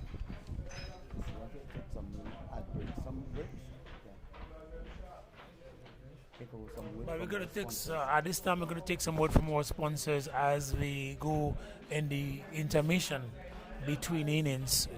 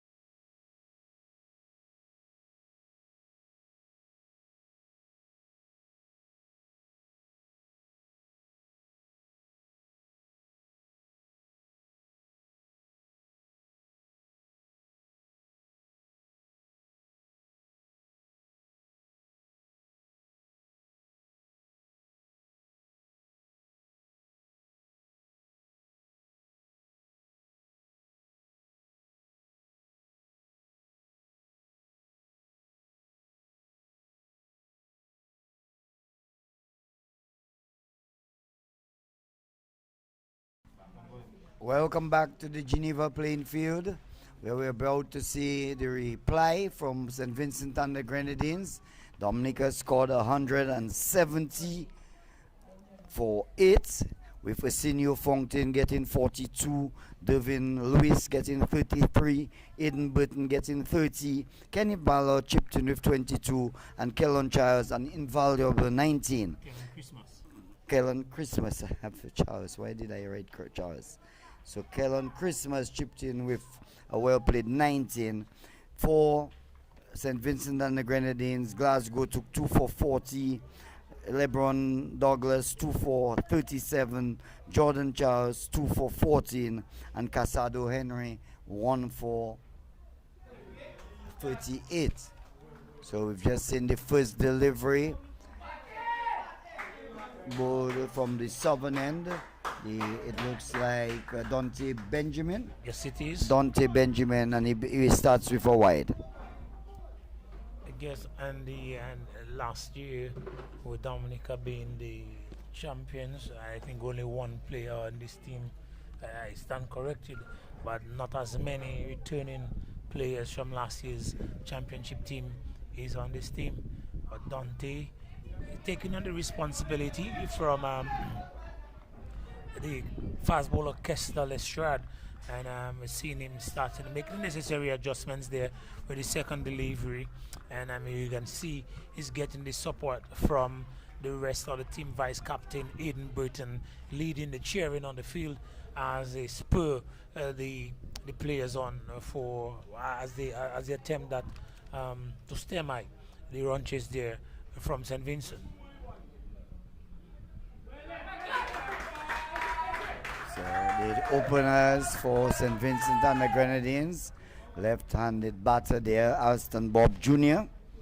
And the non-striker is Damali Phillips.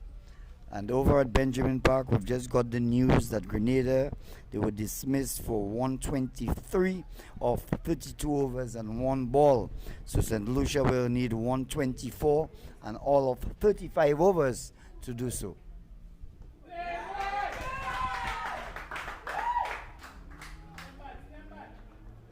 A nice bowling there from Dante Benjamin, getting the carry in the previous delivery, and bringing this one just a little bit closer to the batsman, forcing Bob to play.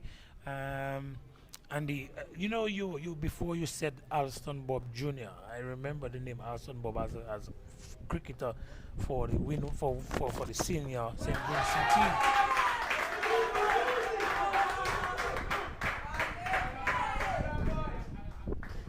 A nice shot there from Bob, and how many runs did they get on that? 3 or just 1? 2. 2. So Bob is back on strike. There, and he looked diminutive in stature previously, but standing next to Derwan Benjamin, the wicketkeeper, he looks tall. Oh, lovely lifting delivery there. A lot of bongs, and the umpire is forced to signal a wide. But Andy, that I think that is the most bongs we've seen from any of the bowlers during the course of that match, Andy. Yes, well, rather erratic. A lot of bongs and going over the wicketkeeper, not forcing the batter to play, and giving away 5 runs. So the score will move on to 7. 8 it is? Was a wide, yes. So you had 2 and yeah, so it's without loss in the first over.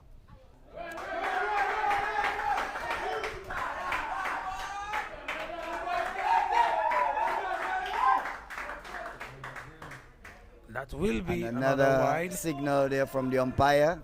So 2 more runs to be added. It's 10 now, 10 without loss. And he is trying to work up a good head of pace there, but his direction is letting him down so far. And I'm not sure the wicketkeeper is making the necessary adjustments. Earlier, the ball went over his head. A nice lifting delivery. Bob is not the tallest of players, and a nice lifting delivery that was well directed. Um, but the wicketkeeper, the ball went over his head. The next delivery, Andy, we're seeing him still getting closer when he should be getting further away based on the level of carry that we're getting from Dante Benjamin. And so the necessary adjustments must be made. I can imagine that standing at slips is Derwin Lewis probably just talking to him a bit to see if he'd come back, because Derwin himself has moved back a bit in the first position.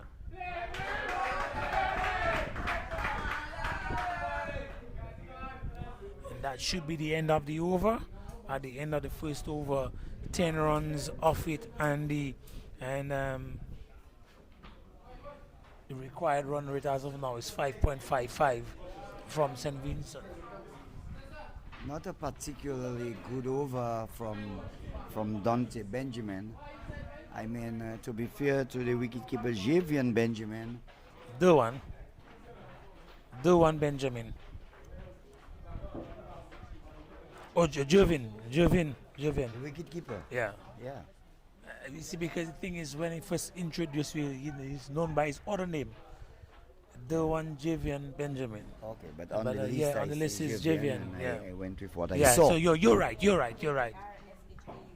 So we're about to see from the northern end, number 23. He's a nephew of Benjamin, wicketkeeper Benjamin. Yes. Jovin Benjamin. So the next bowler is Jeshon Joseph. This one has been officially.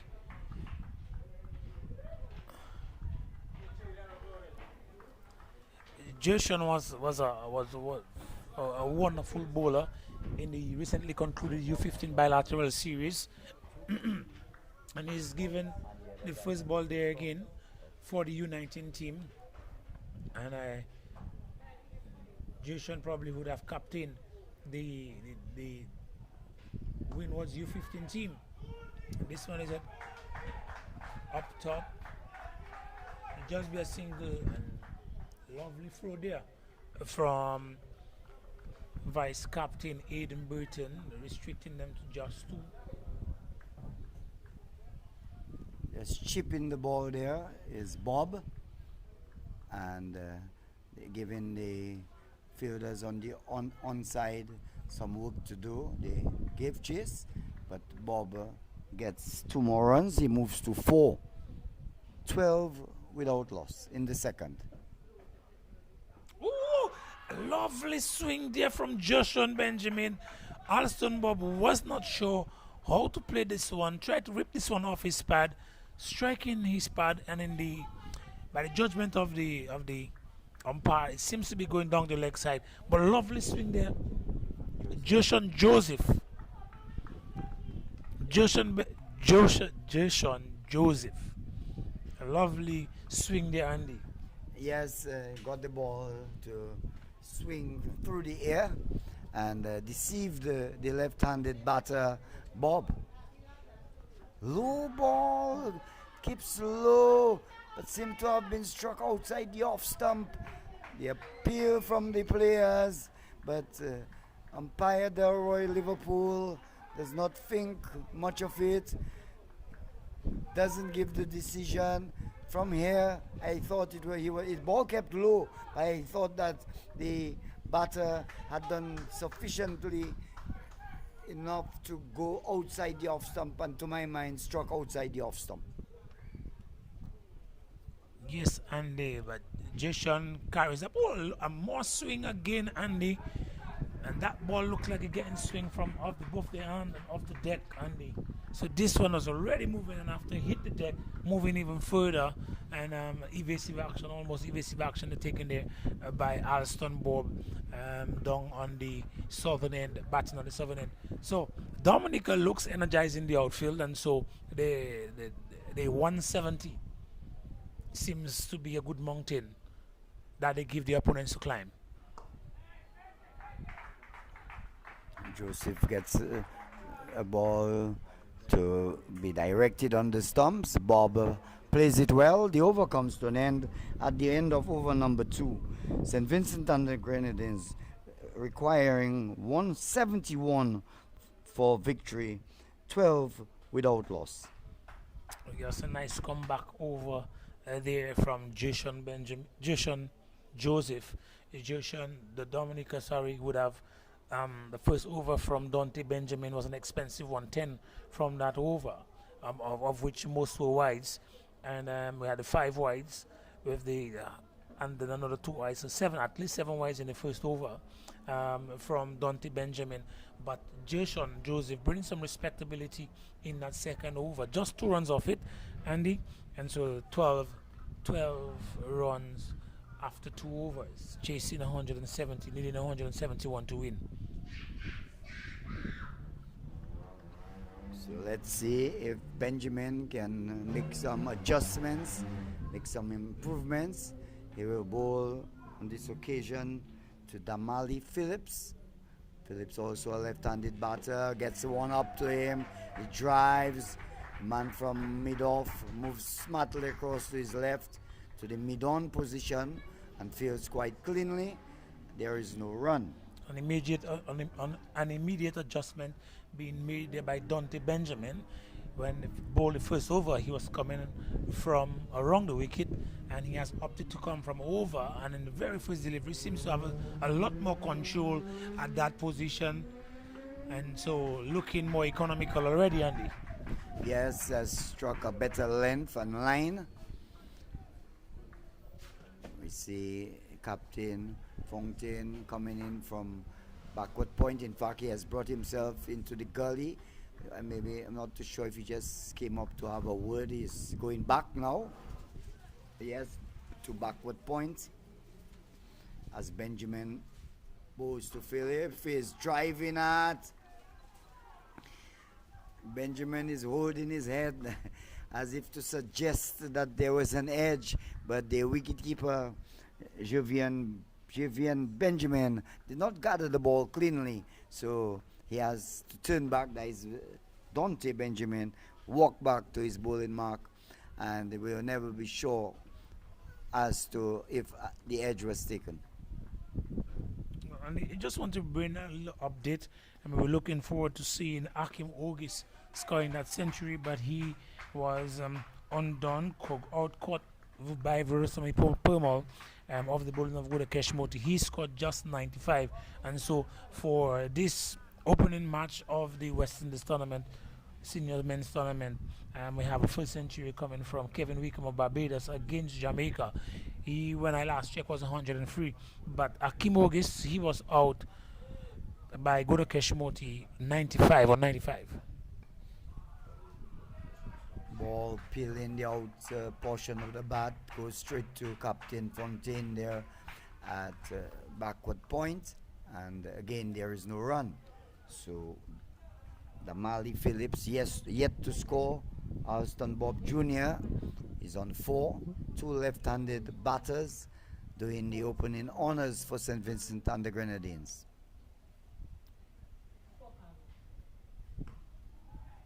And so Benjamin is looking more threatening coming from over the wicket, certainly. And much better over, a maiden. So bouncing back from that 10-run over, his first one, succeeding in getting a maiden. So after 3 overs, St. Vincent and the Grenadines, 12 without loss. Yes, Andy, a nice bounce back there, and it seems that he has the mental fortitude to not wallow on the things of the past, but looking forward to things that are ahead of him and controlling the moment, not what is in the past. So, which is a good attribute of a young cricketer, to not dwell on the past. Because sometimes you bowl a wide, you've been struck all over the place, and because of the situation, you just continue to go down that deep rabbit hole. But Benjamin has demonstrated a sense of control, and both in terms of his mental and with the actual tactical and technical skills as a fast bowler. Yes, he came back quite well. And now we see Jason Joseph continuing from the northern end, bowling to Bob. Good length delivery, bouncing a bit, not exceedingly high, but Bob is a short man. Hit him somewhere above the pad. He's rubbing it now vigorously. This ball is the sting, you know, UD. And once you hit that fleshy part that is unguarded, you feel it, I can tell you. You get the burning sensation, Andy. Correct. I'm just amazed at the level of swing that Joshan Joseph, sorry, continues to get delivery after delivery.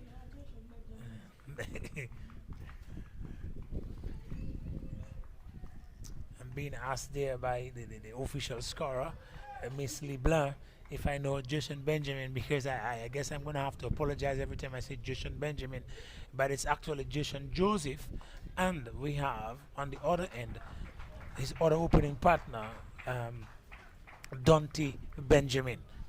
A good delivery there from Joseph. It kept a bit low, but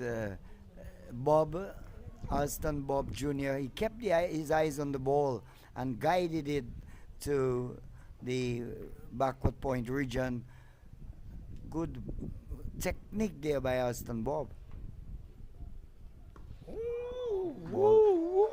The ball jogging back on this occasion, so he seems to be having different variations, Jason Joseph, and that's a good sign of a thinking bowler, that you bowl one in the channel, you get one moving away, you get one cutting back.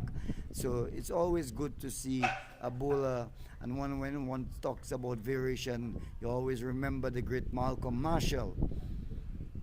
Even when he cut down his pace, he had the ball moving in and out, and really was a sight to behold. The great Malcolm Marshall, now deceased. Well, what I find about Jason, as you talk about variation, is he understands and has the ability as well to get swing from the delivery, from the arm, and to get swing off the deck, and he consistently brings the ball full, extracting swing from the arm, but at the same and the wrist, but at the same time recognizes and understands that if he pitches the ball and he extracts a second level or degree of swing, it becomes more difficult for the batter to negotiate. And I think, as you rightfully said, is a very thinking fast bowler, Andy. I can imagine him developing into a faster bowler, maintaining the ability to swing that delivery. He should be a menace to society.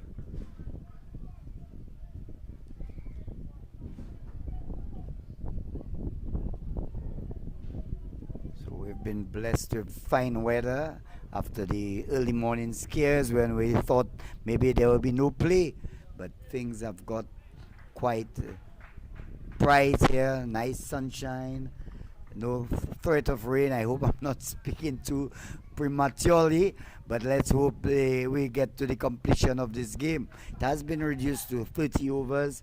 We already have 30 bowled in the Dominica innings, and now 4 has been completed. So we hope and pray that this match is completed. Oh my God! Is that Dylan John? Dylan John started to move a little bit too early, and I'm not negotiating that one well, and the ball just dipped, and what would have been a wonderful catch, he dropped it, and you could see that he continues to be very mad at himself, contemplating and thinking on what would have happened before, and wondering why he has not made a catch. But you can tell, he kicks the dirt in regret, and said this should have been a wicket for Dante Benjamin and Dominica. Lovely catch there by a senior fountain. Dante Benjamin continues to extract bongs, and unfortunately not getting that previous wicket there, but this time a senior fountain just a little bit backward of point makes a wonderful catch there, Andy. Yes, brilliant take there by Fontaine. Goalkeeper style after Dylan John had just put down the bob and a relatively simple catch. He made the effort, but that one, no mistake about it. He got it to lift Benjamin. The ball peeled off the top part of the bat. It was going over the head of Fontaine, and goalkeeper style, he went up and held on to the catch. A brilliant catch there taken by Senior Fontaine, and sends the batter, Damali Phillips, going, caught Fontaine, bowled Benjamin for a duck, 14 for the loss of one. Yes, and the wonderful catch there by Senior Fontaine, demonstrating what leadership really is. But if we were to just reflect and comment on the situation, you can still see Dylan John walking if a sign of disappointment. But what really happened when the ball was struck, Dylan started to move to his left. And then he stopped and paid attention to the trajectory of the ball. And instead of continuing to move forward, that little slight delay cost him. And so by the time he got to the ball, it was deep in a little bit too much, actually stretching a bit forward, trying to effect the catch. And so you can commend him for his effort, although it was a catchable one. But no damage was done really, because the very next delivery, Dante Benjamin was able to dismiss as the batsman there, the Mali Phillips, and he went for what? Duck. For duck. 14 for 1 out of scores in 4.5 after 4.5 overs, chasing 170. So the asking rate so far is 6.24 runs per over for St. Vincent, 157 runs needed from 151 deliveries.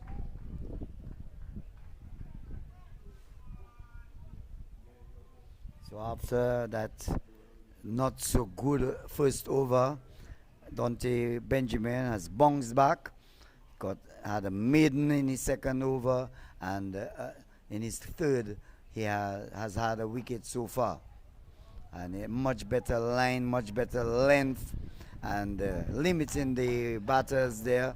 The over has come to an end. Over number 5 completed, and at the end of over number 5, St. Vincent and the Grenadines set a target of 171. They are 14 for the loss of 1. Yes, and a lovely bounce back there from Dante Benjamin after going for 10 in his first over. He has bounced back to the next 2 overs, has taken 1 for 1, really. And so, and it could have been really, it could have been 2, because Alison Bob is on the other end, and so he got the wicket of Damali Phillips for duck.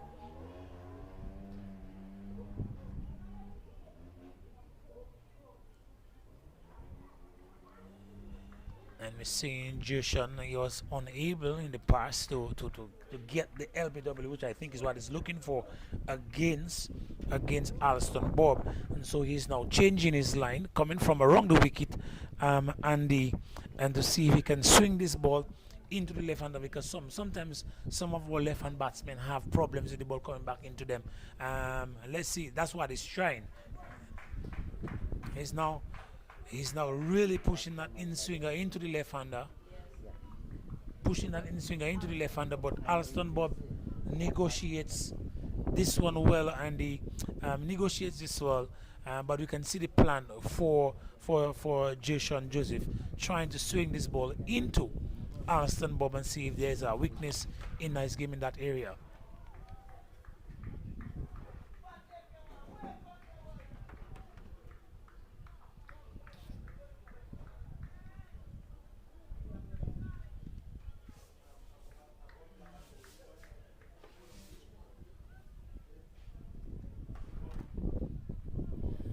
Tomorrow is a rest day in the tournament, and then the tournament will resume on Tuesday. I guess it's Tuesday and Wednesday, and then a rest day on Thursday, and then play on Friday and Saturday. Tournament will end on Saturday. Kenny Valmore, they are appealing, but to no avail, as umpire Delwell Delroy, Liverpool remains unmoved, and you could see Kenny Valmore signaling that he probably would have heard something, and he was asking of the umpire, "Did you hear exactly what I heard? Are we hearing the same thing? Was it really a cut behind?" But unmoved. Oh, a lovely ball coming into him, and he just whipped this one off his leg. They will cross for one, come back for the second, and Alston Bob continues to look pretty, negotiating the in-swingers from Joshan Joseph. Yes, he played that one quite well. It was coming into him on his legs. The left-handed batter always likes the ball there, and he just clipped it beautifully down past the backward square leg region, and they got 2 runs. Moves Bob to 8, 16. So Joseph comes back for fine delivery. The over has come to an end. Over number 6 is completed. 16 for the loss of 1. I guess we're saying that continued battle between Joshan Joseph, the bowler, and Alston Bob, the left-handed batsman for St. Vincent opener, and the two are having a battle out there. And Joshan Joseph is very miserly in his approach with the bowling, and equal to the task and patient in his ways. He is Alston Bob.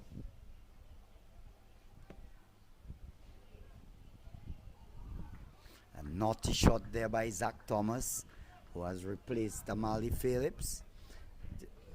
Benjamin bowling the ball right in the corridor, and Zach Thomas, wanting to feel the ball onto the bat, was playing at the ball which he would be well advised maybe just to let it pass outside the off stump. Yes, playing that shot and not even looking for. That will be 5 wides. That will be 5 wides. Drifting this one. Too much, a little bit wayward in his, with this one, and I think he probably was looking for extra pace on that one. Well, in his first over, he did something similar, but he tightened up in his next 2 overs, and it's strange to see him maybe trying something different, which if something is working, you just keep on doing what is working, and he let the ball go way down the leg side.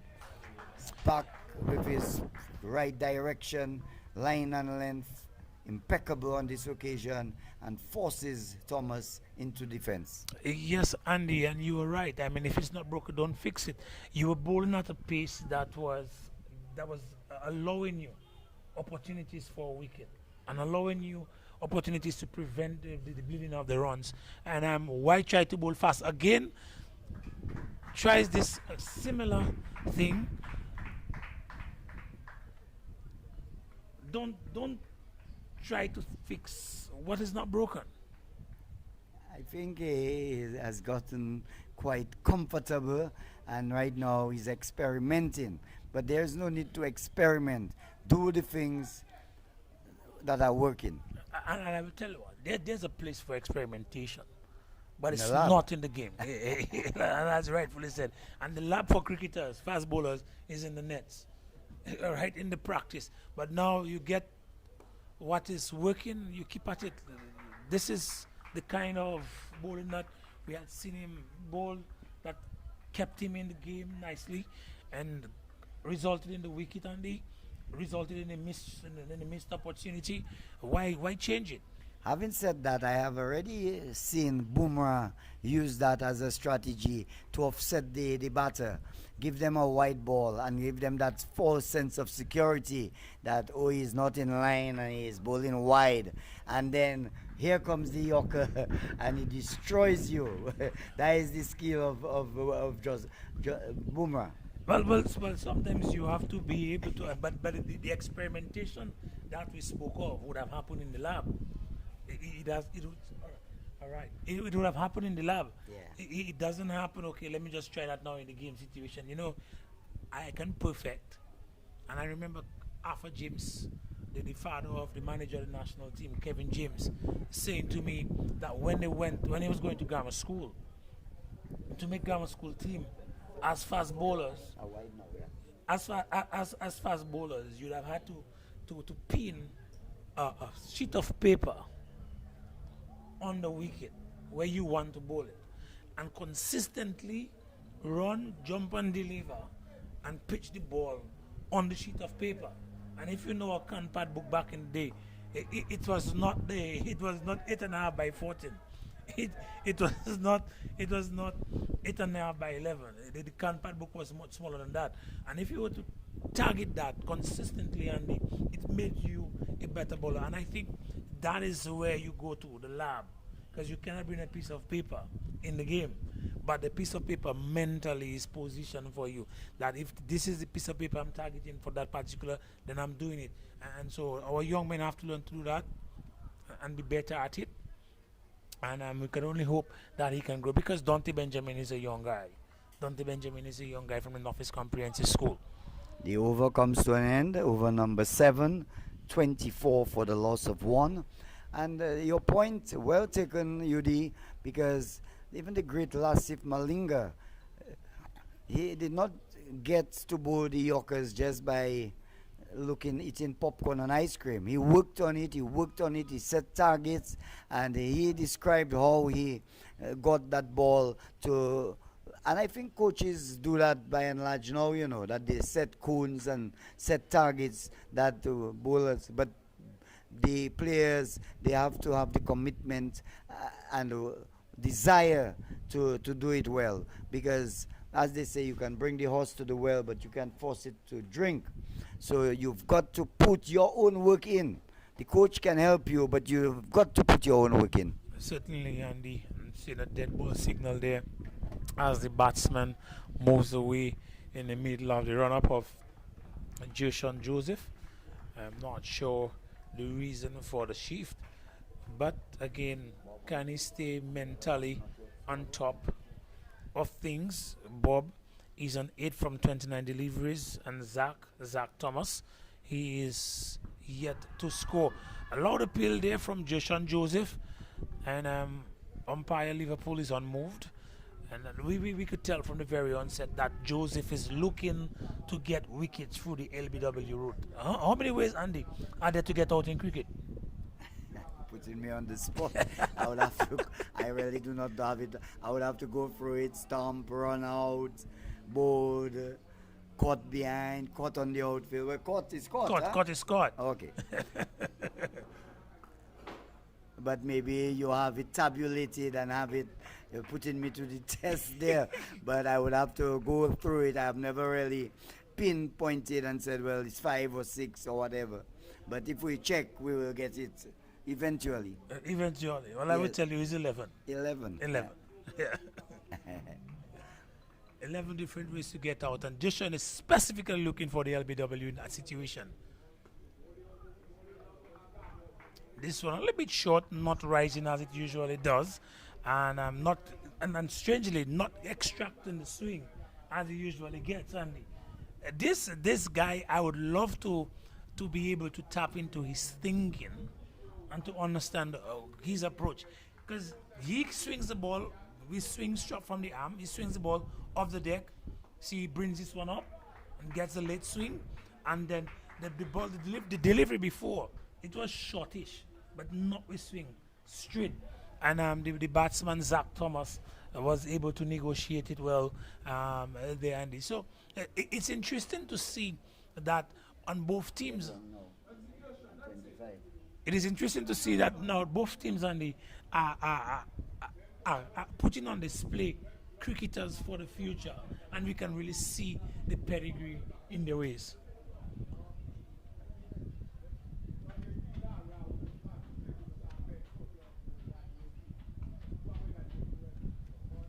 As you mentioned the word pedigree, my mind immediately flashed to Ainsworth Irish.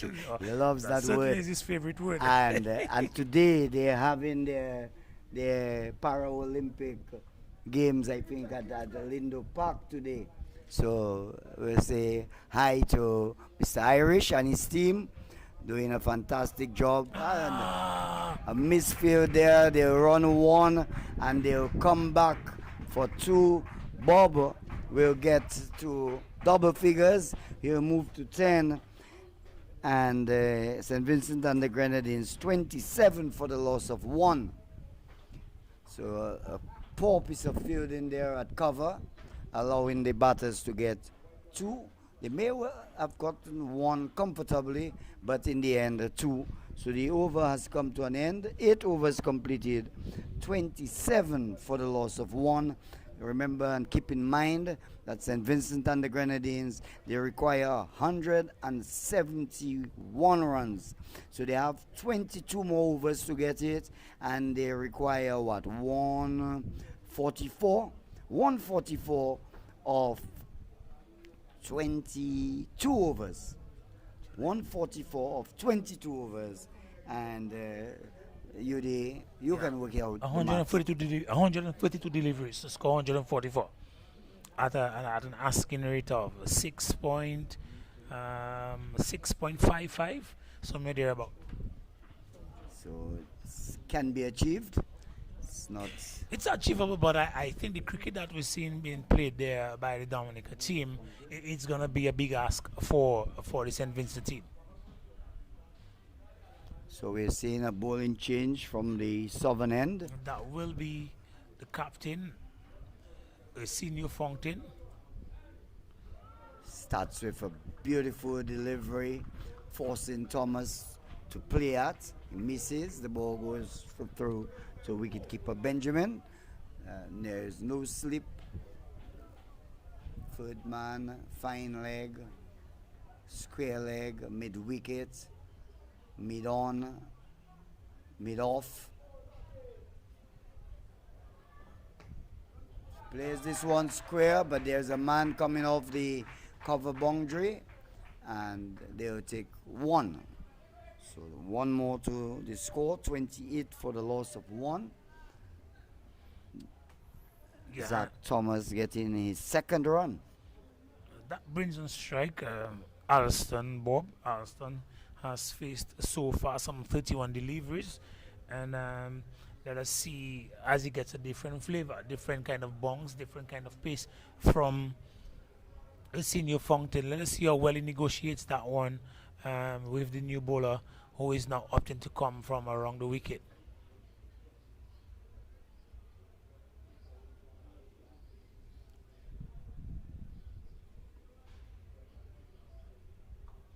That's 6. That's 6. He just helps this one on its way.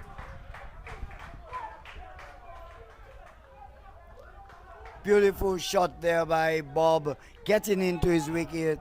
Fountain pitching shot, and Alston Bob obliges, hitting it over the backward square leg boundary for 6. Moves him to 16.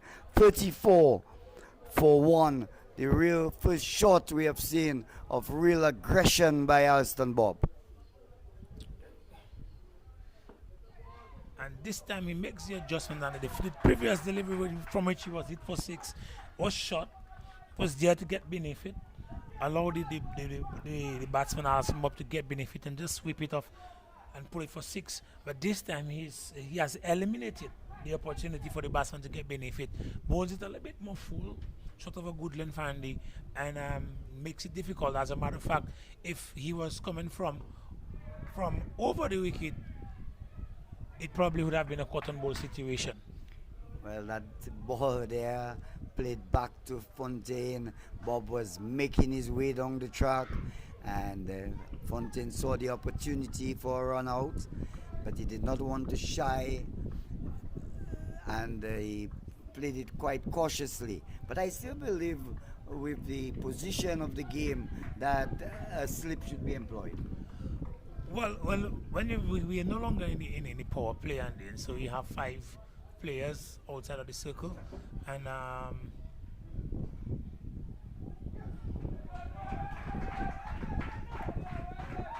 that's probably the reason why you haven't got the slip. But maybe based on what you just said and that delivery, the outcome of that delivery, probably it's an advisable one to have a slip or a less less than a wide-ish third man. Yes, so 5 runs to be added to the total. 5 wides. We were delivery going down the leg side. Wicketkeeper Benjamin could not gather. I would still employ. And based on exactly what I was talking about, we have, Dylan John. Oh, knocking this one. Have Dylan John asking Senior Fountain, the captain, should he come a little bit more fine with the third man position, so it eliminates the situation like what just happened. And these young men are actually thinking cricket, Andy. Yes, the over comes to an end. 9 overs completed, 39 for 1. And the final delivery there, you saw it. Bob was a bit uncomfortable there. And the thing about cricket is if the ball goes through slip, then you bring one. And then the horse has already bolted. And then you regret. So now we see for Joseph, we see that there is a slip. Well, Joseph is extracting a lot of swing, and we have the ball is going to be moving away from the right-hander, and so probably that is the reason why you have the slip. So in case anything gets off the edge, moving away from the right-hander, so you can understand that.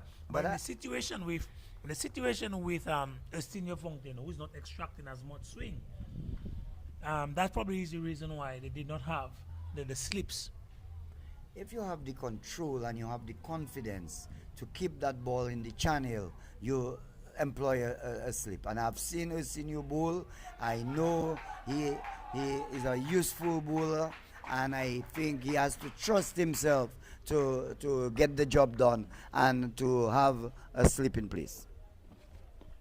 I agree with you on that, Andy, especially in light of the fact we have such a diminutive wicketkeeper in Jovian Derwan Benjamin. I thought a wicketkeeper probably would have gotten that ball into his glove.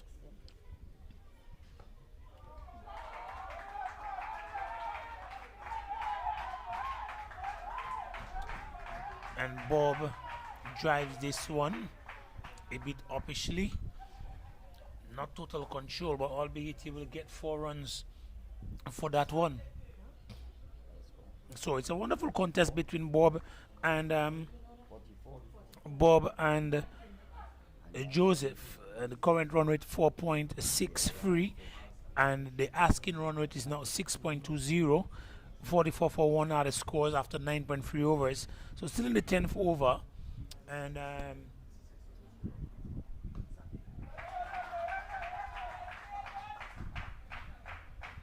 but what I can say, based on what we've seen and the approach that Bob is taking, he is very comfortable with the ball coming into him. Sometimes we've looked at a number of batsmen for the West Indies cricket, and now corrected by, if I should say, not Cavem, but Alec Athenas used to have an issue when the right-hand bowlers would come with the ball coming into him, and we're seeing that's not the case really. That's not the case really with Alston Bob. It's like he almost welcomes the ball coming into him, and he finds a way to play. So it's nice that we have these players being able to negotiate that type of bowling, Andy.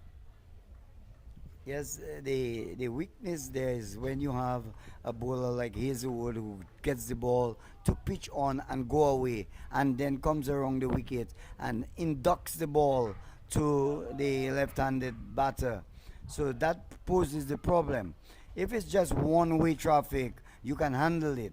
But when you have the bowler who has the skill to pitch the ball on the off stump and let it leave the left-hander, then when he brings it in, that is where the difficulty arises. As you said that, Andy, I am reminded of an India series in the West Indies with Pedro Collins bowling against the mighty Sachin Tendulkar, and Pedro Collins had that ball moving away from him consistently and would get him out regularly with that in-swinger coming back into him.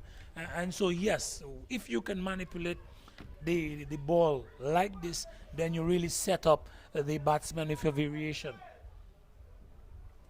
But we're not gonna pour water on the wine of Alston Bob. He's been doing a good job so far.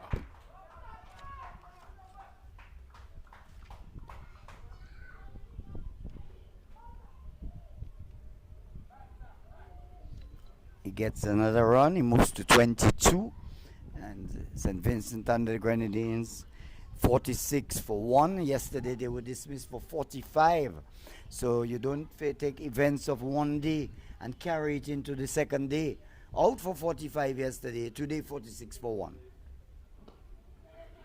And by the way, these batters have been batting, and by the way they have been batting, you would not want to think that they were in such a situation just a day ago.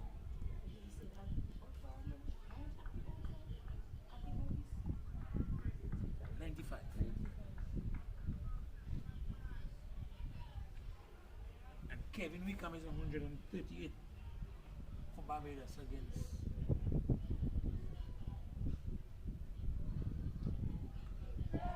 Lovely shot, opening the face of the bat. Dylan Joseph, I think he did well to get to the ball, but his foot touched the line while in contact with the ball. So 4 runs signaled by the umpire will take Zach Thomas to 7, and the 50 for St. Vincent and the Grenadines is posted. We're in the 11th over. I'll get exactly 50 in 10.3 overs.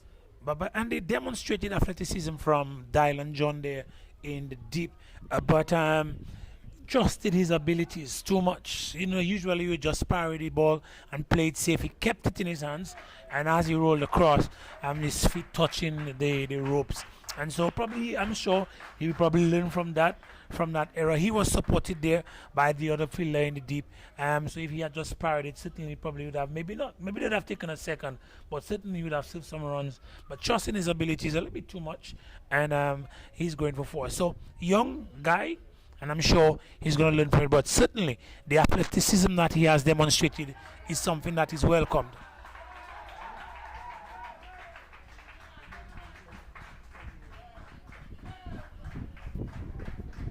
Getting the support from his teammates below us there. Every run being applauded. 51 it is, 51 for 1. Bob has progressed to 22. Zach Thomas confidently moving on. He's on 8. But as the longer you stay at the crease, the more comfortable you get, and batting becomes much easier. And this one is out caught. He's gone. Set up previously. The same Dylan John, he moved to his left a little bit and did not negotiate it, but this time he remained composed, and Alston Bob is gone. I think it's a prized wicket for St. Vincent, and he now making his way back to the pavilion, and is something that he will do with lamented regret. So Bob goes, caught John Bode Fountain for 22. St. Vincent and the Grenadines lose their second wicket with the score on 51 as their captain Jordan Charles makes his way to join Zach Thomas. Yes, and you could tell by the body language of Alston Bob, he regrets playing that shot, and coming thinking about what could have been done better. But it's for another day, because now it brings to the crease the captain Jordan Charles.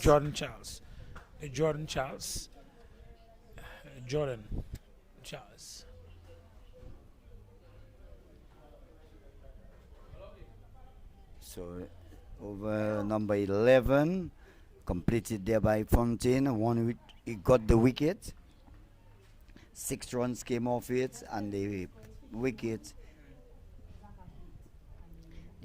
of Alston Bob Jr.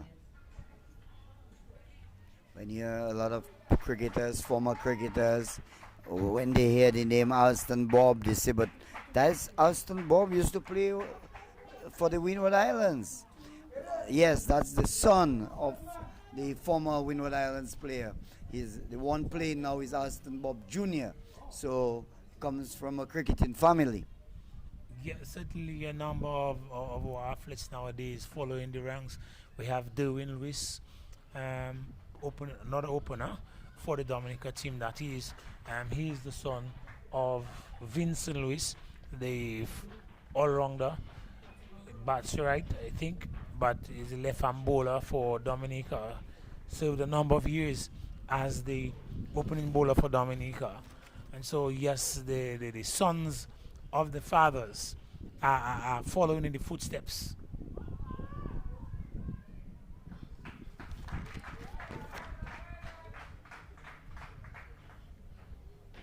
And this one was coming off the bat as opposed to thinking it came off the pad. And so one more run added to the total.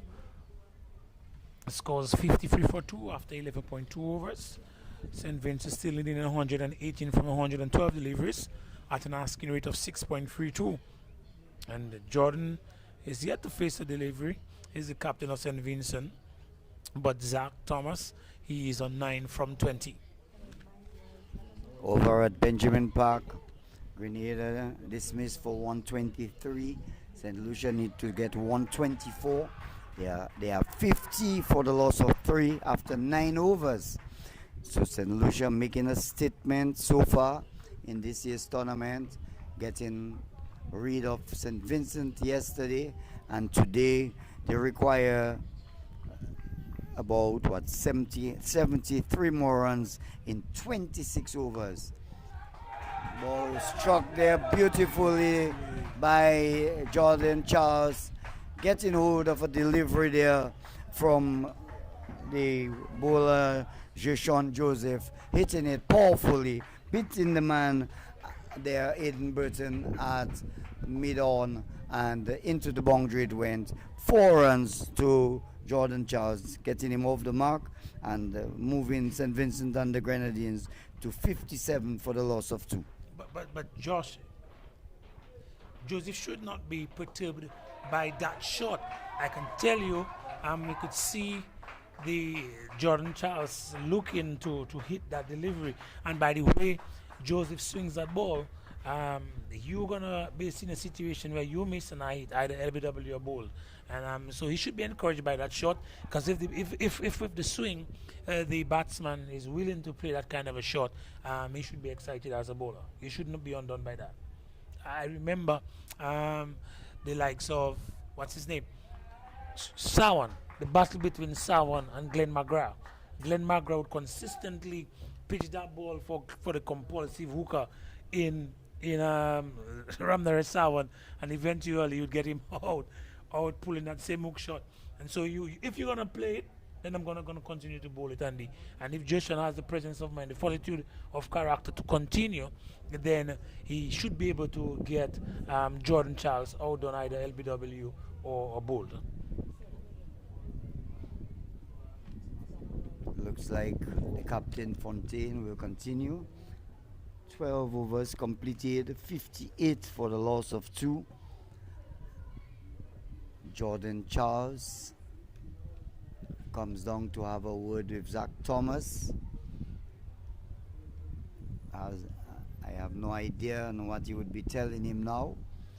Then maybe just to, in fact, it's the captain facing. The captain is facing. The captain has the bright red shoes. You shouldn't make a mistake with him. And he bats the left. So he's taking his guard there from the umpire and will face up to Fontaine.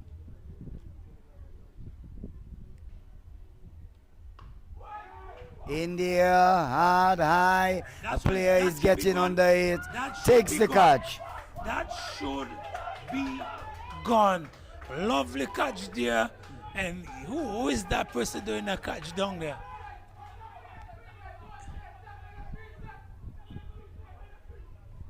Is that Dante Benjamin?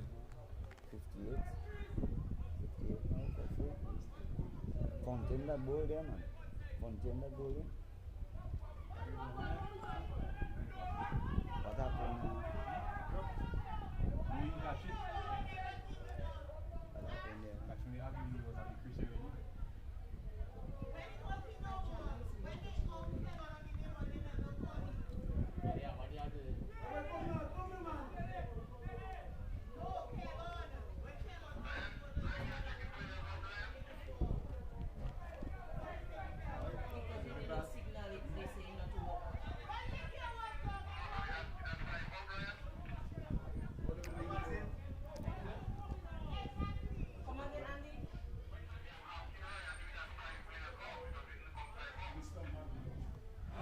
But if you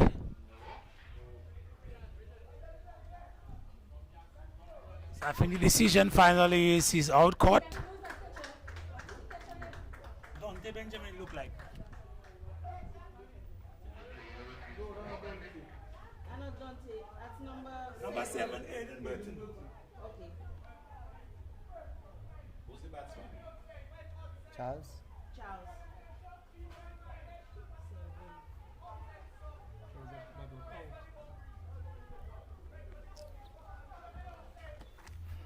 Fontaine is in there.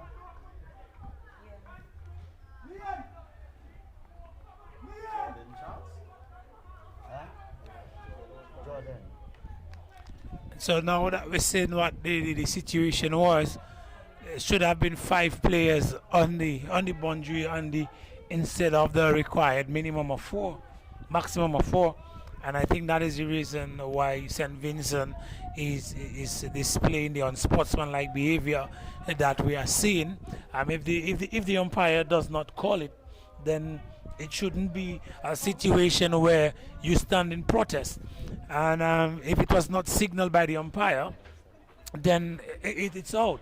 And we had similar situations. I think when Kellen Christmas got out, it was a beamer, and he got out caught in mid wicket, and it. Yeah.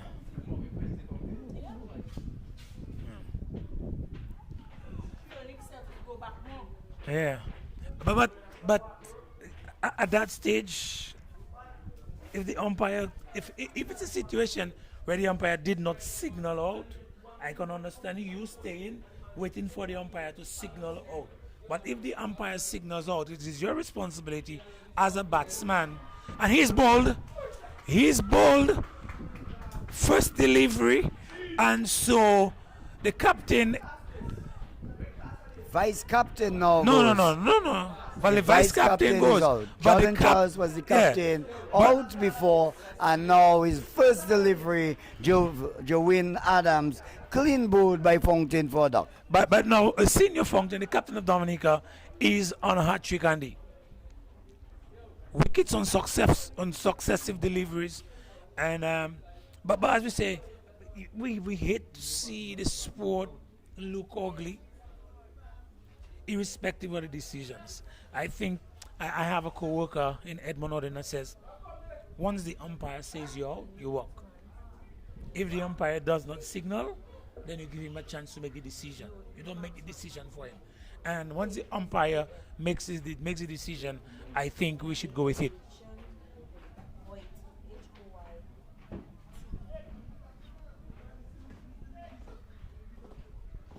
So from a position of 51 for 2, St. Vincent and the Grenadines losing their captain and their vice captain, both going with the score on 58.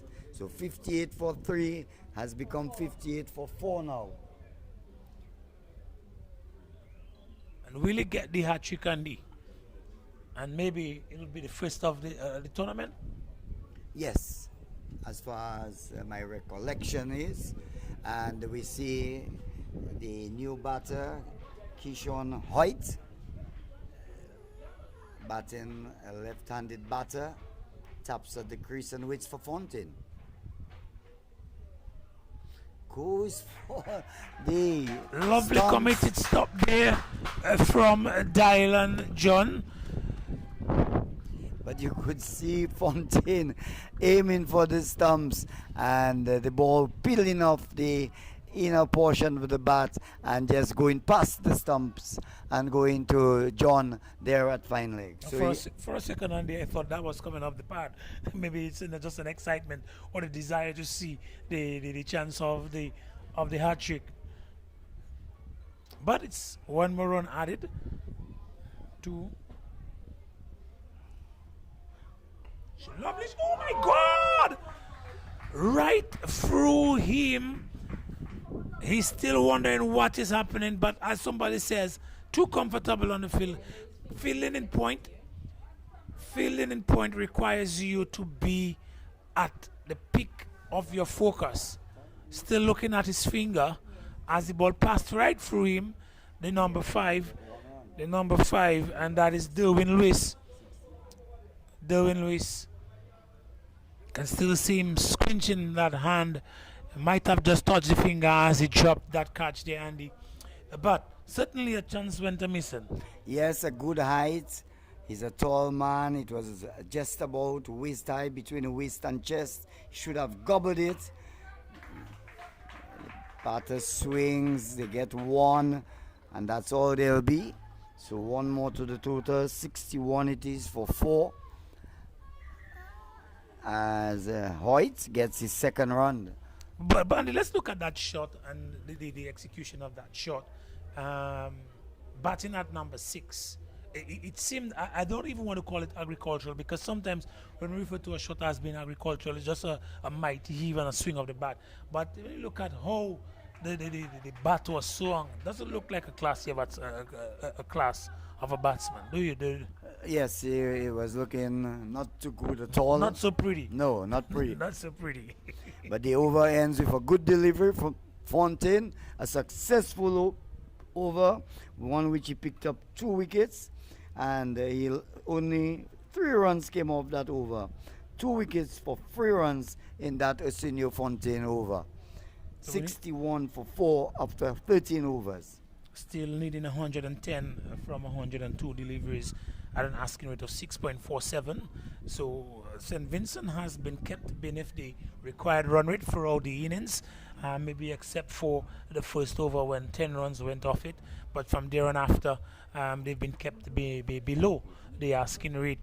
But I still think that St. Vincent has the potential to get that score. 6.47 in the context of that game, albeit that you have only 6 wickets standing. But I still think they will get it, and it would make nice for a good chase, a good run chase, as the fans come out of the neighboring communities of Grand Bay to come there at this very scenic Geneva playing field to look at the game. So if you want to come, you can still come, because St. Vincent is making an innings, making a run chase of it. They are the 61 for 4, needing another 110 from 102 deliveries. Andy. Yes, it's Aiden Burton, introduced from the northern end. Bows a delivery outside the off stump. Hoyt plays that, misses, and it goes through to Benjamin, standing up behind the stumps. So a good start there by Burton. And earlier on we spoke about the number of people from the Kalinago territory. The bowler, that's too short and wide. Signal there by umpire Delroy Liverpool. But Aiden Burton with the ball in mid-on is, no, that's Jason Joseph, but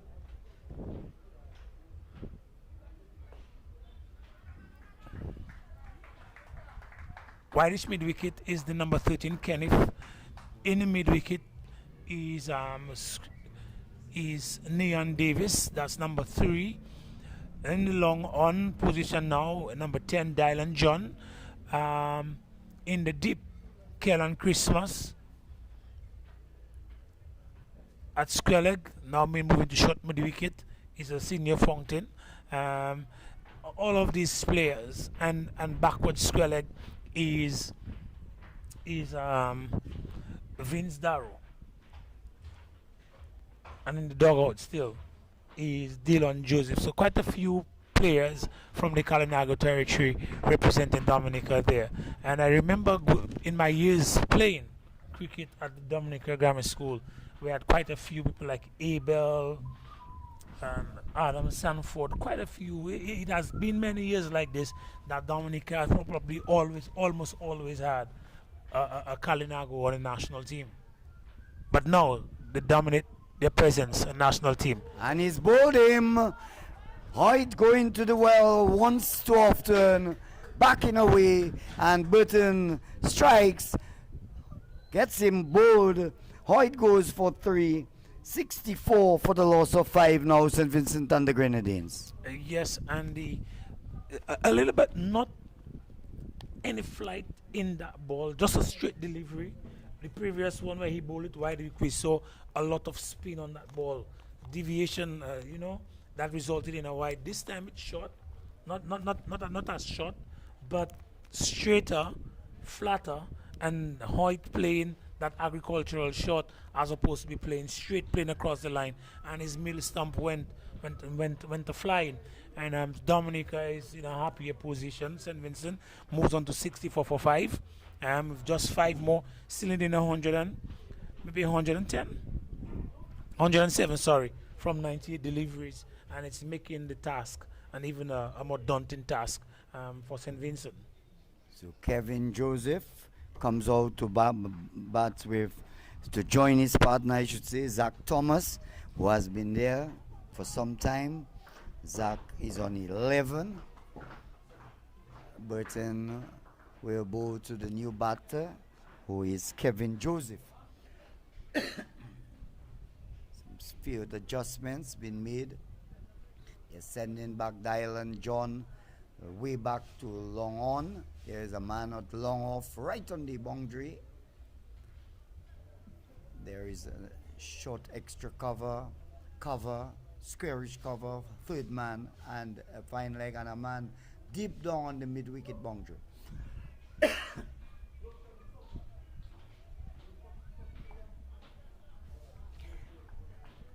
Kevin Joseph came down hurriedly on that. I'm sure had he missed that ball, there would be a loud appeal for leg before.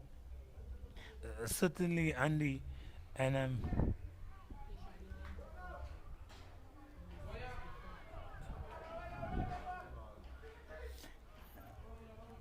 see Erdin demanding excellence from Doan. Well, Jovian Benjamin, I know him as Doan, demanding excellence, and if he had collected that delivery, possibly there would have been a chance of a run out, because there was a stifled celebration when he thought that the run out was effected. It was a brilliant piece of fielding. Straight to him there at backward point. He picked up the ball, rifled in the return, and really caught the batters struggling. So the over has come to an end. Over number 14 is completed. 64 for the loss of 5 wickets. There's quite a few athletic guys in the outfield. We're seeing it from 64 for 5. And Kevin.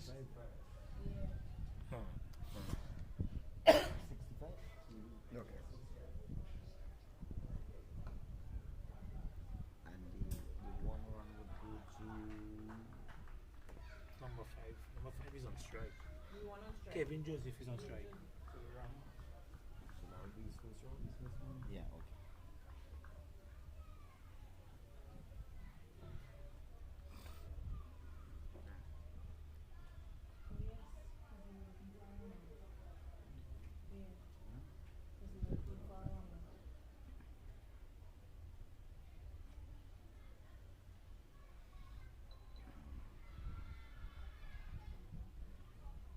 So we've lost the rays of the bright sunshine.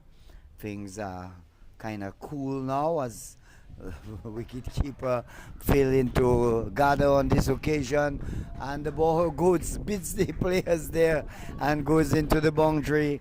4 buys the signal. 69 for the loss of 5. A slower delivery. It rolled in front of the wicketkeeper and he was unable to gather it.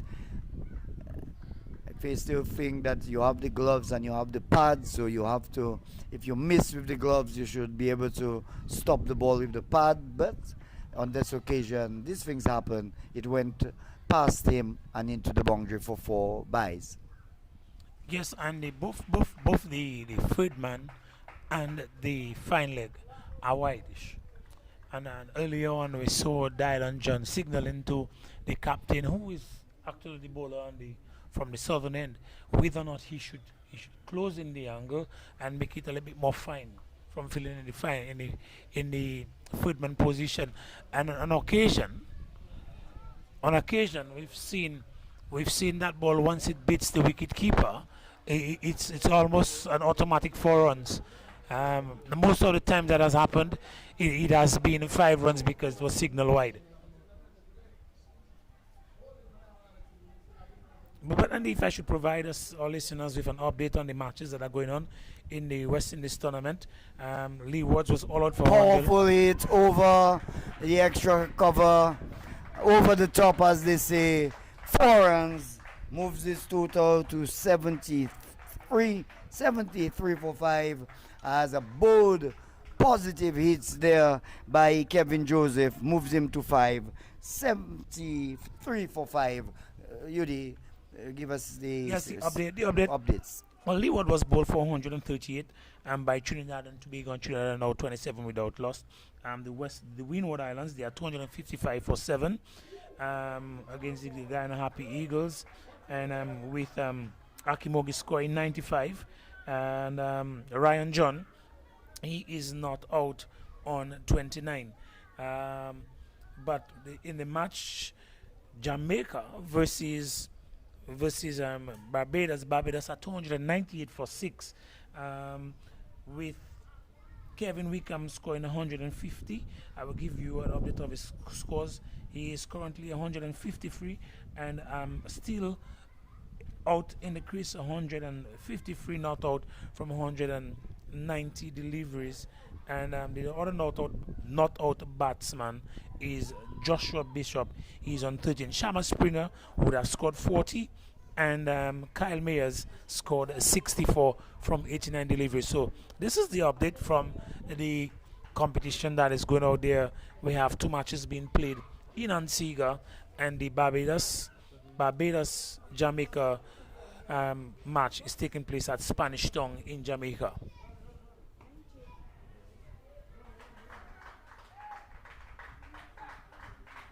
So Zach Thomas gets another run. He moves on to 12. St. Vincent and the Grenadines 74 for 5. Been told that under the Duckworth list method, the St. Vincent and the Grenadines team, they have 30 runs behind, but I don't see that really coming into play. I predict that the 30 overs will be bowled.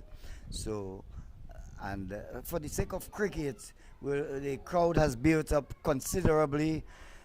The Grande people, they love the cricket. Nice shot there, played by Kevin Joseph. Gets another run. He moves on to 6, 75 for 5.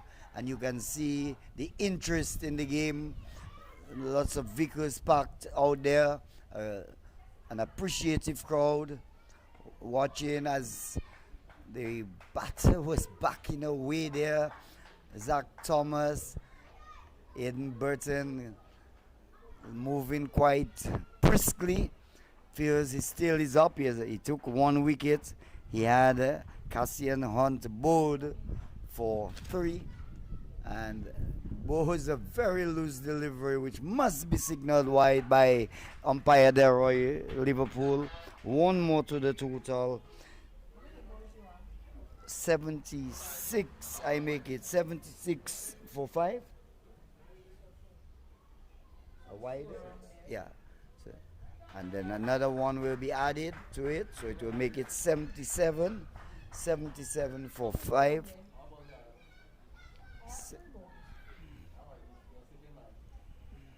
So the over has come to an end. 16 overs completed, 77 for 5. 4 runs came off that over, and the Last run was taken by. Who's got the last one? Ali Bill. Last free was scored by Zach. Take the rank. What do you want? Zach. He moves to 13. Okay. Kevin is not number 9, huh? Huh? Zach is on strike. No. Zach is on strike now. Yes. We just get a single from the last ball. No, that is Kenny Valmont. Kenny Valmont.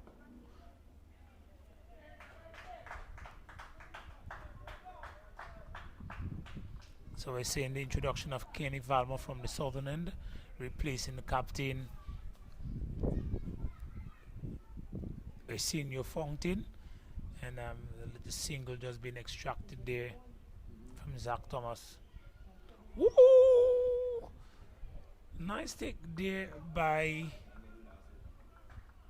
Dewan Benjamin, Javian Benjamin, and for a second everyone was in all standing and thinking that it was a dismissal for him, but no, he survives.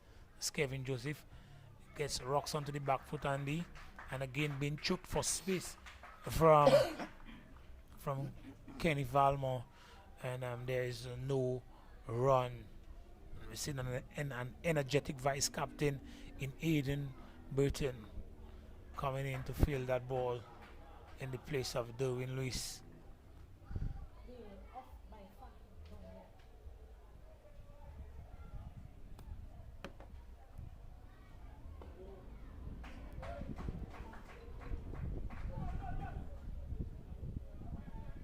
Vince Jarrow, just a very lackadaisical approach down there in the deep, but it was of no demise to the team, no run, no extra run in that situation. And Valmont seems to be keeping it tight, Andy. Yes, he bowls a very good over. Just 2 runs coming off it. Zach Thomas is on 14. Kevin Joseph, his partner, is on 7. The batters out. Phillips out for a duck. Bob 22. Captain Jordan Charles out for a duck. And Adams also out for not. Oh yes, he hit a boundary. Jordan Charles hit a 4 and a single. So Jordan Charles out for 5. And Adams, the vice captain, was bowled for a duck. Christian Hoyt was bowled by Aiden Burton for 3. These are the batters out for St. Vincent and the Grenadines at the end of 17 overs, 79 for 5.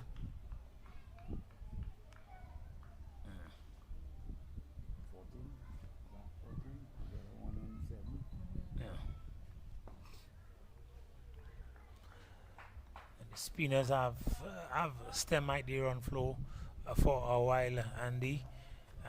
Although, albeit that Fountain was able to take some wickets, he went for a bit of a run. Oh, wonderful attempt there by Derwin Lewis, effecting a stop, preventing a run, really making something difficult look simple. But a wonderful attempt there by Derwin. He was the one who dropped the catch that seemed like a sitter.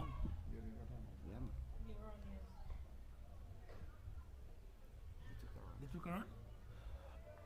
Just reminded you that yes, there was a single there for Zach Thomas on that delivery. But a wonderful stop there by Derwin Lewis, certainly diving to his left to effect that stop. I was reminiscent of the catch that was taken. Woo! Oh my God! That's a wonderful catch there, and that is Dylan John. That is what Dylan John brings to the table, Andy. I was talking about the attempt there by Derwin, which I said was reminiscent of Captain Stephen Pascal when he captained the West Indies team in the World Cup in South Africa, but that catch there by Dylan John was nothing short of exceptional. Senior Fountain, thank you very much. Wonderful catch here, leading by example. These gentlemen are pretty athletic, Andy. Yes, a fine catch there, taken by the captain of the bowling of Aiden Burton. Zach Thomas going for 14, and the 6th wicket has fallen 80 for the loss of 6 wickets. Zach Thomas going for exactly 14 runs. Oh, yes, and again, Dominica stamping the dominance in the tournament so far. They would have defeated Grenada yesterday handsomely at the Benjamin Park, and now they're here and making it easy. Pickings of St. Vincent scores 80 for 6, still require another 91 runs from 73 deliveries, and Dominica is doing well so far. Asking rate as of now is 7.48, and it's becoming a little bit more difficult for St. Vincent and the Grenadines, Andy. Yes, indeed. We see Casado Henry comes out, he's playing back, push it to extra cover. The over comes to an end. A successful one by Aiden Burton, 80 for the loss of 6 wickets.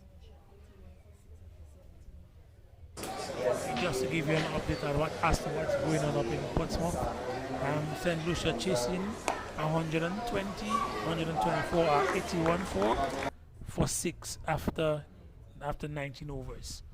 Thank you very much there from our scorers. So it's 80 for 6. 80 for 6, yeah. So it will be Kenny Valmore to bowl to, looks, it's Kevin Joseph. Joseph is on 8. 8 from Dominica, 16. 4 wickets to gain a victory. They would want. I've always believed that you do your work and get things done if you win the championship. But I'm sure the Dominicans would they realize the contest is between St. Lucia and Dominica. So if St. Lucia could go down to Grenada, it would really please the Dominicans. But we are here.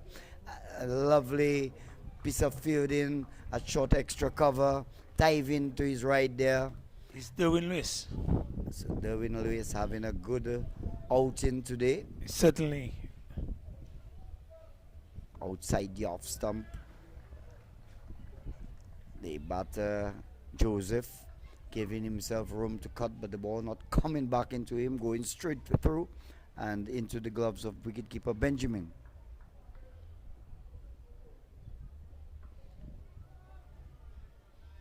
Again, backing away. This time finds Dylan John at short third man, and once again he can score. In the 19th over.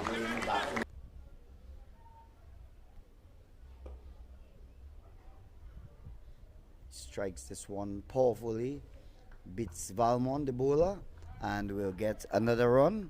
Joseph will move on to 9. St. Vincent and the Grenadines 81 for the loss of 6 wickets. Yes, Andy. As I said earlier on, with the introduction of the spinners has really stymied the run flow for St. Vincent and the Grenadines, as Dominica gets the upper hand in this match. Outside the off stump, and Henry shoulders arms, allows it to go through to the wicket keeper. Benjamin collects cleanly. The over comes to an end. 19 overs completed. 81 for the loss of 6. An economical over, just the 1 run coming off it. The 19th over from Kenny Valmont. Yes, and just 3 runs have come off the bowling of Kenny Valmont, and I think he has bowled at least 2 overs so far, which is miserly in his approach, really. And he and Aiden Burton has kind of cemented stuff for the Dominica team, trying to, as much as possible, register their second successive victory. And should the rains come at that stage, I'm sure Dominica is superior on the Dr. Fluis method. See some clouds coming over. Seeing some Yes. clouds coming over, and but the clouds are far south, and those are not threatening to the cricket match by any stretch of the imagination. Well, when you see them beginning to get grey, there's a bit of concern with the grey clouds. I am not really too familiar with where the rain comes from when you're in the south. Yes, Ganbarian points to an area. They run one as the ball is retrieved. So two more runs, 2 runs to Joseph. He will get into double figures. He will move to 11. St. Vincent and the Grenadines will move to 83 for 6. A cloud, if you notice a cloud on the eastern, southeastern side of this field, you are almost guaranteed a shower here. It's got to take a lot of wind to prevent it from happening. If the clouds are southerly, it's directly south, then more than likely you're not going to get the rains. If the cloud is on the northeastern side, usually that wind blowing from the sea carries that rain all the way up to Pichler. And so you could be here and Pichler is flooding with rain, and the area is overcast. If the wind, if the clouds are heavily stationed over the Tetmon area, which is more of a northeasterly area, if the wind is coming in opposite direction, then you may not get the showers coming across. And so that is why the people from the Grand Bay area, I haven't worked around here for all the many years as a sports officer in the south, and that's why I could give you a sense of what happens with the rain. But it took me some time to really understand it. I was wondering, let me just say the overs come to an end. 20 overs, 84 for the loss of 6. I was wondering if you did most of that research in your geography class, or has Fitzroy, Pascal, and Marshall Alexander given you a crash course? No, it's just the experience coming to supervise cricket matches here, coming to do cricket training here with the students of the Grand Bay Primary School or the Bellevue Primary School or the Pichler Primary School when it used to be. That used to happen right here at the Geneva playing field, and so the years spent here were years of gathered knowledge. So 10 overs to go, 87 runs to get. The asking rate has climbed considerably, driven straight to Lewis at short extra cover. He can't stop it cleanly, and the batters cross for 1. Will move Zach Thomas to 15, 85 for the loss of 6 wickets. So as we go deeper into the overs, we see the run rate climbing and more pressure put on the Vincentian batters to try to push on, and with trying to score you take more risk, and you're kind of vulnerable in getting dismissed. Certainly, Andy, and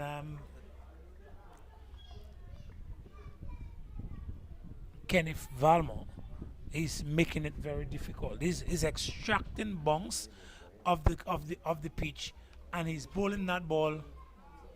Is that a run out? Oh no! And he's extracting the bunks, as I was saying, Andy, and he's cramping the batters for space, not giving them the space to free their hands. If you want to do that, you're going to move away from your position, standing on your guard, and which because of the unbalance, so that the imbalance situation that you'd be in, you may get a chance of being bowled, and so he's using that knowledge and that ability to really cramp the batters for runs. When Alston Bob was batting, it was a different kettle of fish. He was able to manipulate those deliveries and to score off them. But since Alston Bob returned to the dugout, and really and truly, we have not seen somebody who has replaced him with that kind of aura, with an ability to score. So St. Vincent's challenge becomes even more daunting, a task, as they need another 9.27 runs per over. 85 runs, that is, from 54 deliveries.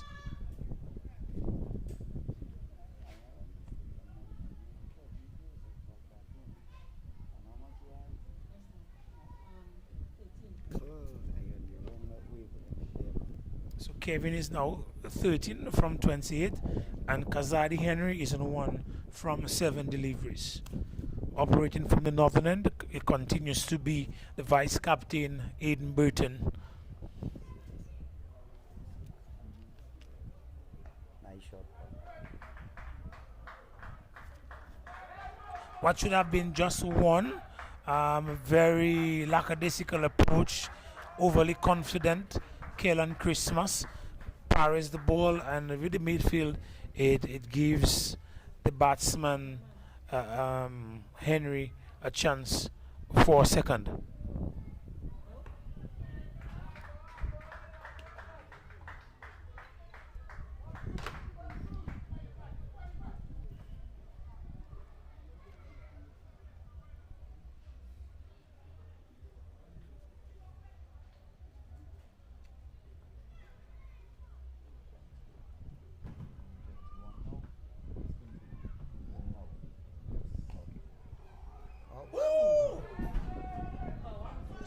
Just jumping when it was not necessary, and Derwin puts this one down. I mean, Derwin has done such great work in stopping runs in the outfield, and but on 2 occasions, and the drop catches that probably could be described as easily taken. What do you make of this opportunity, Andy? Yes, another simple catch.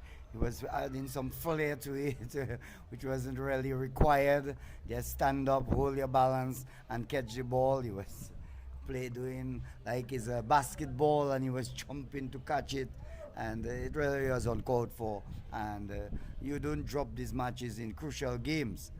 They might get away with it today, but when matches get tight and you need wickets, you don't drop simple catches like that. I describe it as a simple. Certainly, Andy, and I will agree with you. Everybody who was looking, and I'm sure Derwin, even by his body language, still continues to stand in an unmoving position. Well after a second, after delivery, delivery following that situation, and he's still standing, probably in disgust of himself, with himself. But Andy, just to change the conversation a bit, I was looking at the very youthful first former that is the one Benjamin, well, Jovian Benjamin, behind the wicket, and I'm comparing his glove work with the spinners as compared to the seamers, and I think he's a much better wicket keeper with the spinners as compared to the fast bowlers, and usually it is the opposite, and so I think there's a future in that very youthful wicket keeper. Yes, well, yeah, in everything, the youthfulness on your side, but you've got to keep on working. I felt that he dropped too many balls. He could have gathered more cleanly. So, but it really didn't cost much. But all I can say, he needs to work on his game. Yeah. And he's very young, so youthfulness on his side. Yeah, but you see, usually when you have a wicket keeper who's not very good with the spinners, you don't see a great future in a wicket keeper of that nature. But in his case, I think he has caught the batsman off guard, because he was so sharp. The bails were off, and you're not sure if it were off because they were bowled, or if he was trying to effect a stumping. And he's that sharp with the spinners. But when he was keeping to the seamers, the fast bowlers, the ball, what should have been an easy take, was it became difficult. You had situations where you had five wides, two wides come in because he did not glove it properly. But since they brought on the spinners, we are seeing a different type of wicket keeper, Andy. Yes, I tend to agree with you that when your skill against the spinner, which is when you're standing up to the stumps and having to negotiate the turn and the bonks, and if your glove work is good, then it makes it easier when the fast bowlers bowl and you are standing back. You have more time to see the ball and react. So it's a good sign when you can do the good glove work against the spinners, and I tend to agree with you on that point. Yes, certainly. And what I think I'm starting to wonder, is it a, should I call it a fear factor? Is it a fear factor of the seaming ball coming hot into your glove that probably he still have a little bit of a, if you understand what I'm trying to say. But that over time, I'm sure will go away. We have a wicket keeper close to us in Kazo. Kazo, what was easier for you? Keeping to the seamers or keeping to the spinners?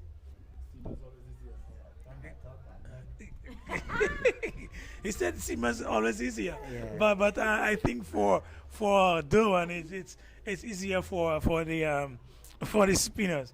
But it's interesting, and I can only hope for, if he actually is on the team, had to get permission from the powers that be at Windwards Cricket, because he's such a youthful wicket keeper and they just started in secondary school. So if he's still in first form at secondary school, it means he's at the oldest now 12 years. 12, possibly 13.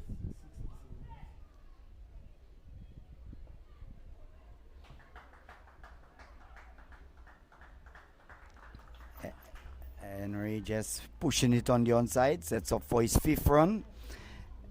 Kevin Joseph is on 18.95 now for the loss of 6. We are in the 23rd over. So after this over, there will be 7 more overs. And the asking rate keeps climbing. Goes for a big hit, a good solid hit over the bowler's head. Good strike there by Kevin Joseph.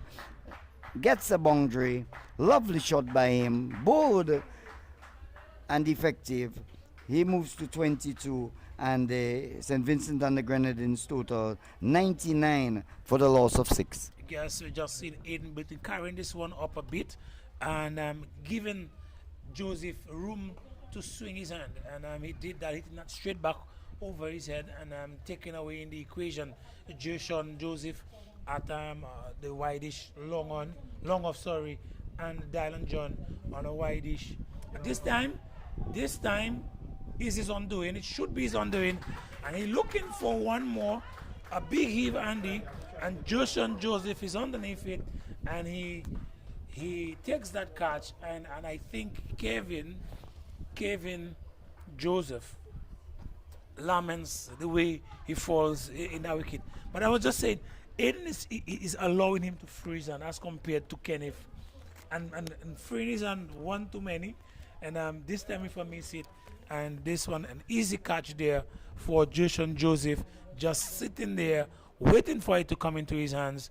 No excitement, no extra movement like we saw from Derwin Lewis, and he is now gone. He's gone for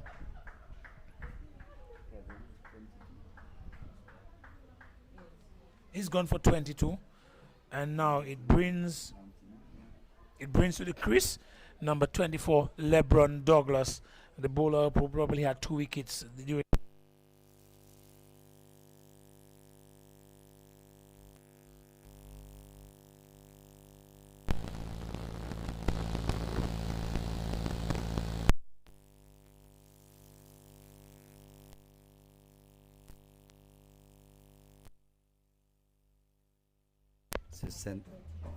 So St. Lucia 103 for 8. They require 21 more runs and only 2 wickets left.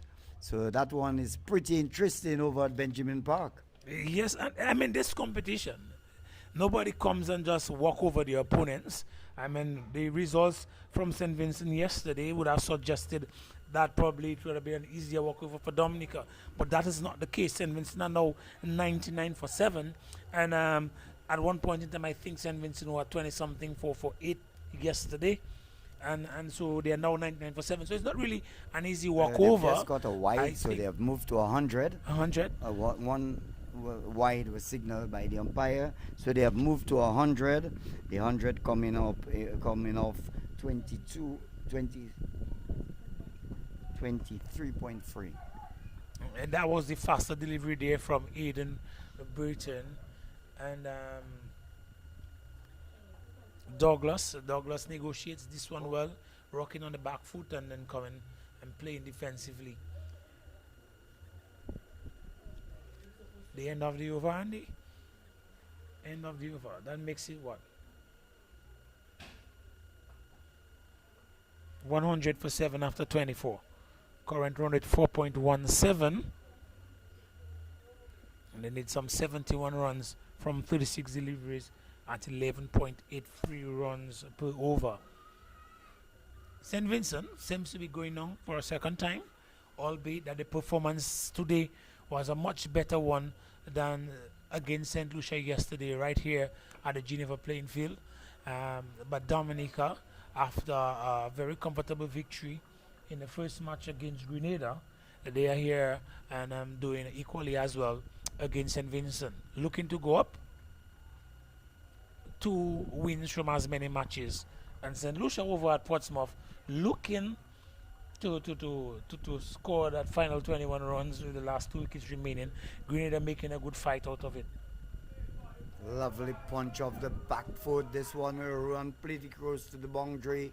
The fielder from long off will run across, but he won't prevent the batters from getting 2 runs. Henry gets 2 more. He moves to 702 for the loss of 7 wickets.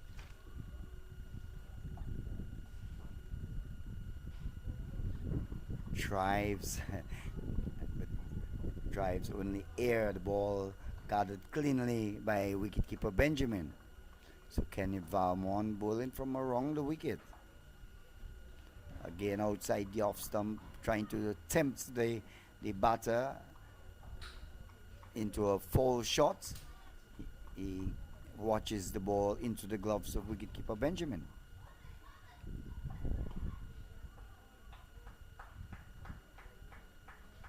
This time he drives, meets the deep cover, and he can score. Over number 25 has come to an end. At the end of 25, St. Vincent and the Grenadines 102 for the loss of 7.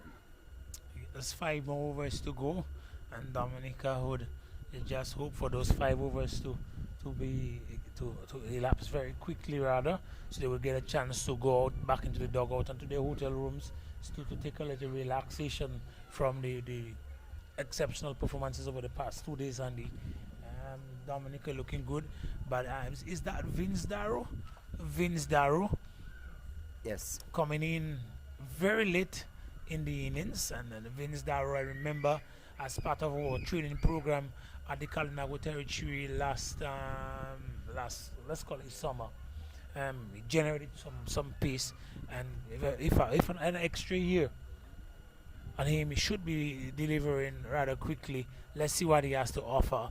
A very short run rather, but very powerful whip of that arm, and you probably could see it from the very onset. Yes, for sure. Diminutive guy.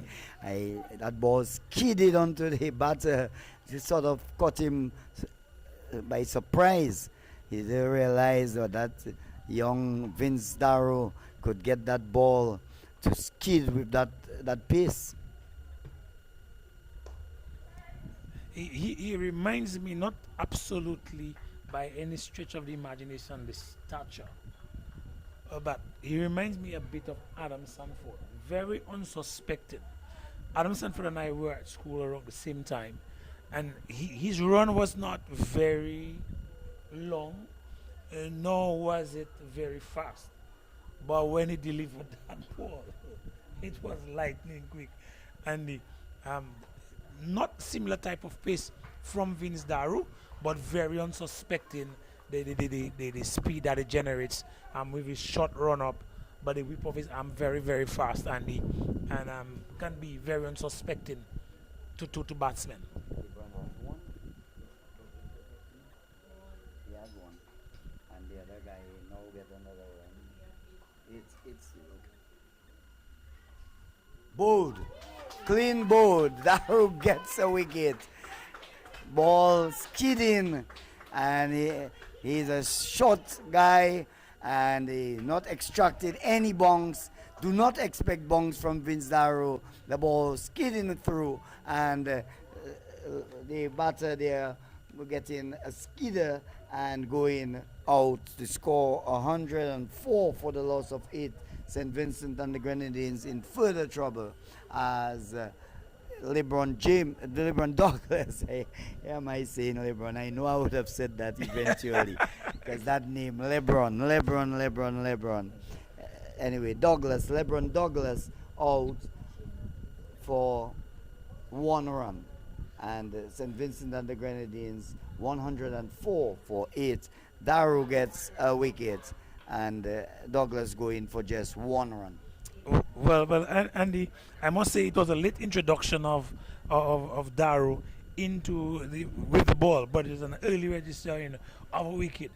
Just his first over, only his 4th delivery before he took a wicket there and been bowling the batsman, the LeBron Douglas. You said LeBron James. From the time I saw his name, I said, okay, that person's dad is a basketballer, or he likes basketball. And St. Vincent incidentally is a place in the Caribbean, or the Windwards rather, that plays, I should say, has a love for basketball. We have the likes of Donald Foyle, who represented, who played in the NBA, and also we had Sophie Young, also played in the WNBA, both of which made a name for themselves. And a number of other people. I have friends like Ngozi would have played professional ball, and Squingy would also have played professional ball. A number of players over the years traveling to St. Vincent and participating in Winnowland school games over the various territories. And so basketball, his father certainly is a fan of basketball. Oral Roberts, how could I forget Oral Roberts, playing for Mississippi State and also played professional ball in Spain and from St. Vincent. So quite a few basketball players of worthy mention from St. Vincent, and I'm sure LeBron Douglas's father is a lover of basketball. So 26 overs completed, 106 for the loss of 8. There was a buy a while ago. Was it? What do you have? 105? 105. So it's 105 for the loss of 8 wickets after 26. Yes, after 26. 105 for 8 after 26 overs. So 4 overs left. It was good by Captain Fontaine to experiment. That is when you use so that you can in tight situations you know what you have and what you can use. The ball goes down to third man, a leg by signal, so it will bring the score to 106 for the loss of 8. We are in the 27th over.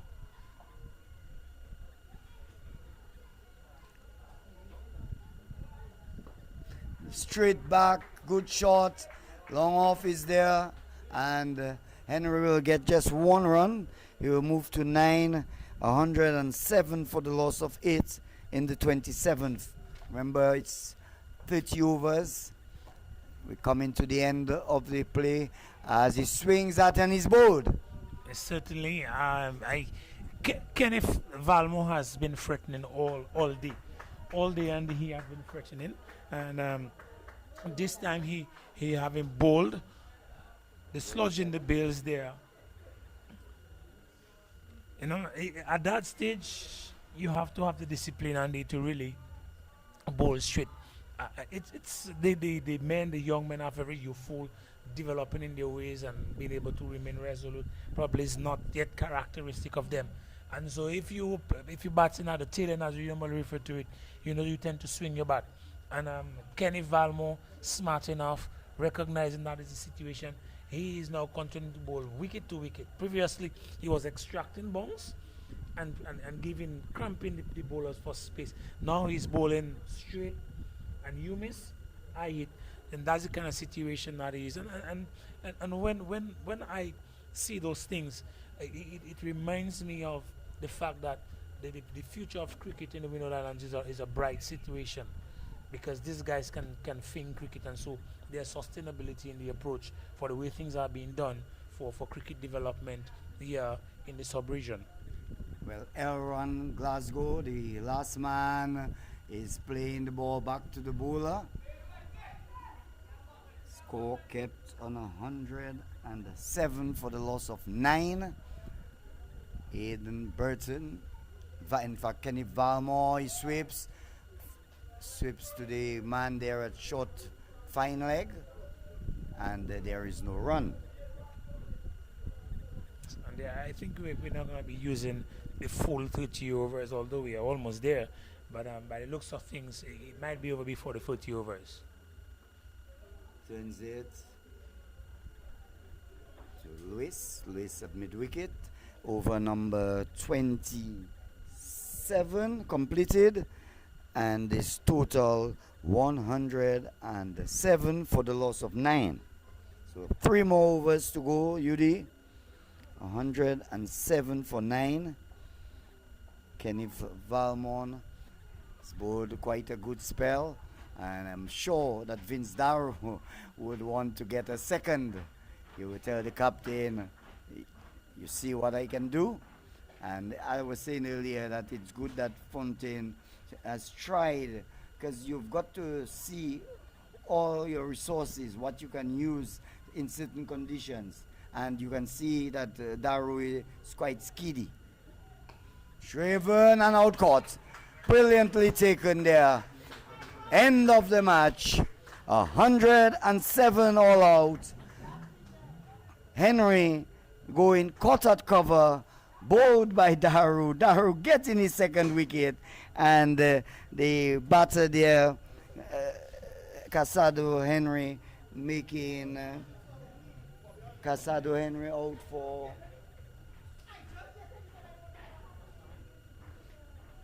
what I had it there covered. It looks like it'll seem to have lost it somewhat, but I'll with the scorer. Yeah, but 9. But as we wait So on the 9. score, as we wait So on the 9, score, yes. there, and we like I said to you, it was gonna be finished before the 30 overs, and when we look at when we look at the situation there, certainly Dominica looked the better team on the day, but what I really wanted to say is, when you look at Osinio and the usage of his players, the bowlers, the bowling was open with Dante Benjamin and Joshan Joseph. Then we saw Osinio Fontaine came in, and we saw what's his name? Kenneth Darrow, Aidan Burton, and now Vince Darrow. So there's not an overusage. There's not an overusage of your bowlers. So you're keeping your bowlers actually fresh throughout the situation, throughout the tournament. And so I want to commend the skipper, Senior Fontaine, for the way he used his human resource, the way he marshaled his troops in the outfield, leading by example really, taking some nice difficult catches there, and making them look rather simple. So I want to say congratulations to the team Dominica for having effected that victory, winning by 63 runs there today at the Geneva playing field. It was a pleasure being there if you want, but I'm sure you want to bring probably a synopsis of the bowling figures and the performances for the day. Well, just run through what has transpired here today.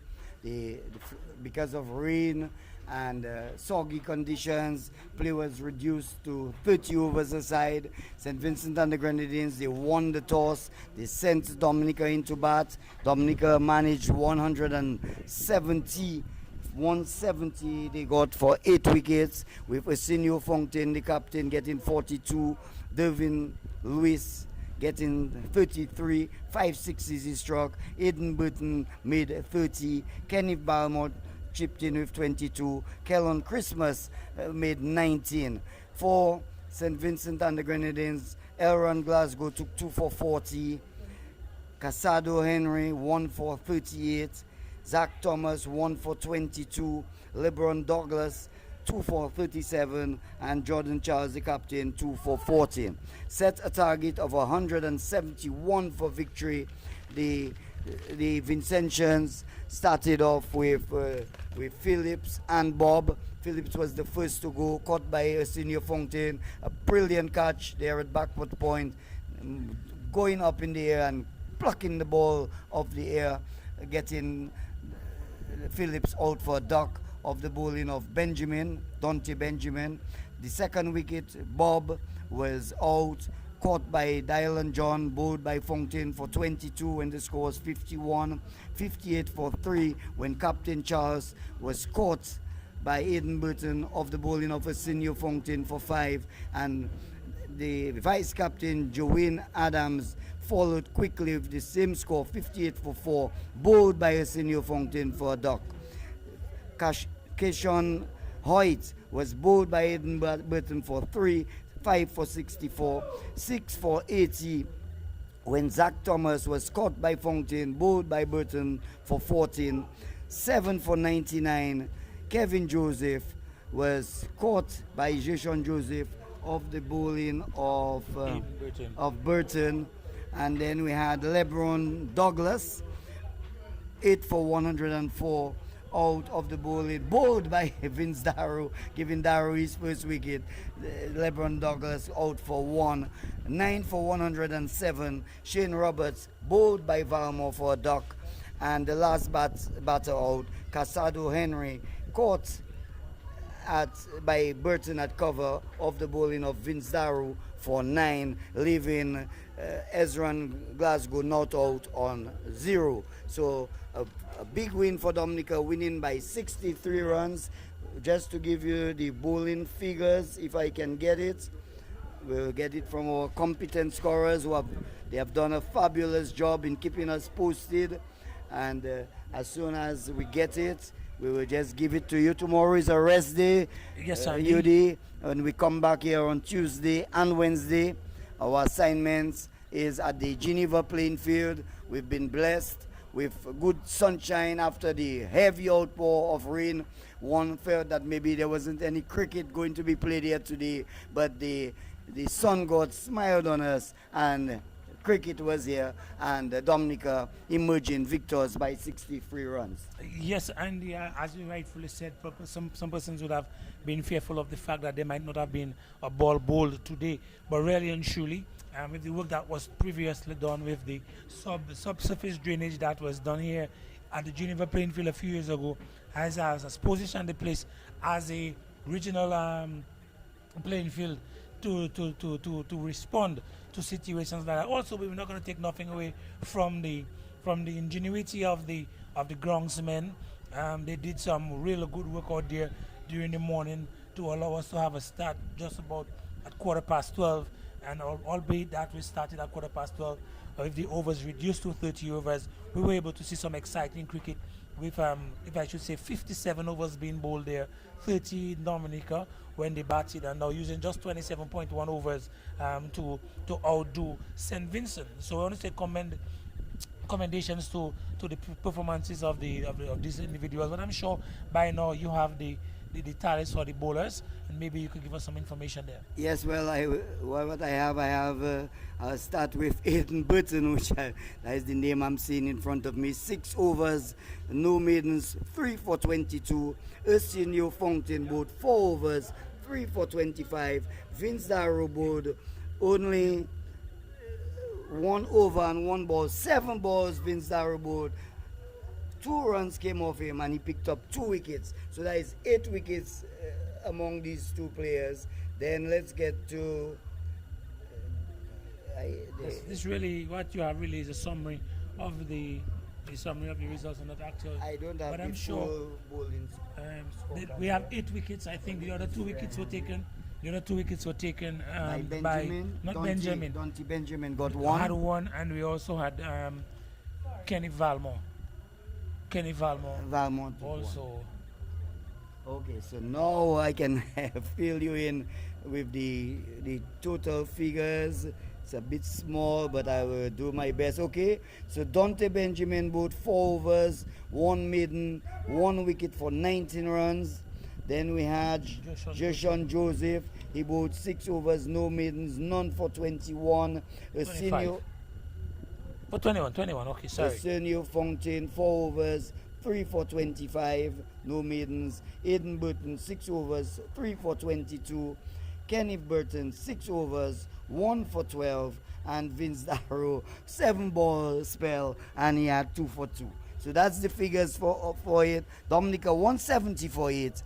St. Vincent and the Grenadines replying with 107 and lost by 63 runs. So that's the position here at the Geneva playing field. Tomorrow is a rest day. We will come back here on Tuesday and Wednesday. Then Thursday will be a rest day, and the tournament will come to an end on Friday and on Saturday actually. But there will be games on Friday, games on Saturday, and we all expect you to join us here. It's the Windward Islands WINLOTT Under 19 tournament played at 2 venues, the Benjamin Park and the Geneva playing field. So on behalf of So before we go, just the provision of an update, Andy, really for the match that is ongoing between Grenada and St. Lucia down there at the Benjamin's Park. Grenada batting first scored 123 all out in 42.1 overs, and St. Lucia replied with 103 all out in 22.5 overs. Grenada winning there by 20 runs. And so Dominica and Dominica and Grenada, they both have. Well, Dominica has really 2 wins, and St. Lucia has 1 win. Grenada has 1 win. St. Vincent yet to get off the mark with a win. So Dominica going into the rest day, the first rest day of the tournament, they are leading, and as defending champions and being on the home ground, I think that is probably expecting of the Dominican fan. But still a lot of cricket to be played throughout the tournament. So I want to say to all listeners, if you get the opportunity, please come down there at the Geneva playing field or the Benjamin Park to view some lovely cricket during the course of the week. So on this note, Andy, I want to say to our listeners, it was a pleasure having you as part of our audience. See you and goodbye.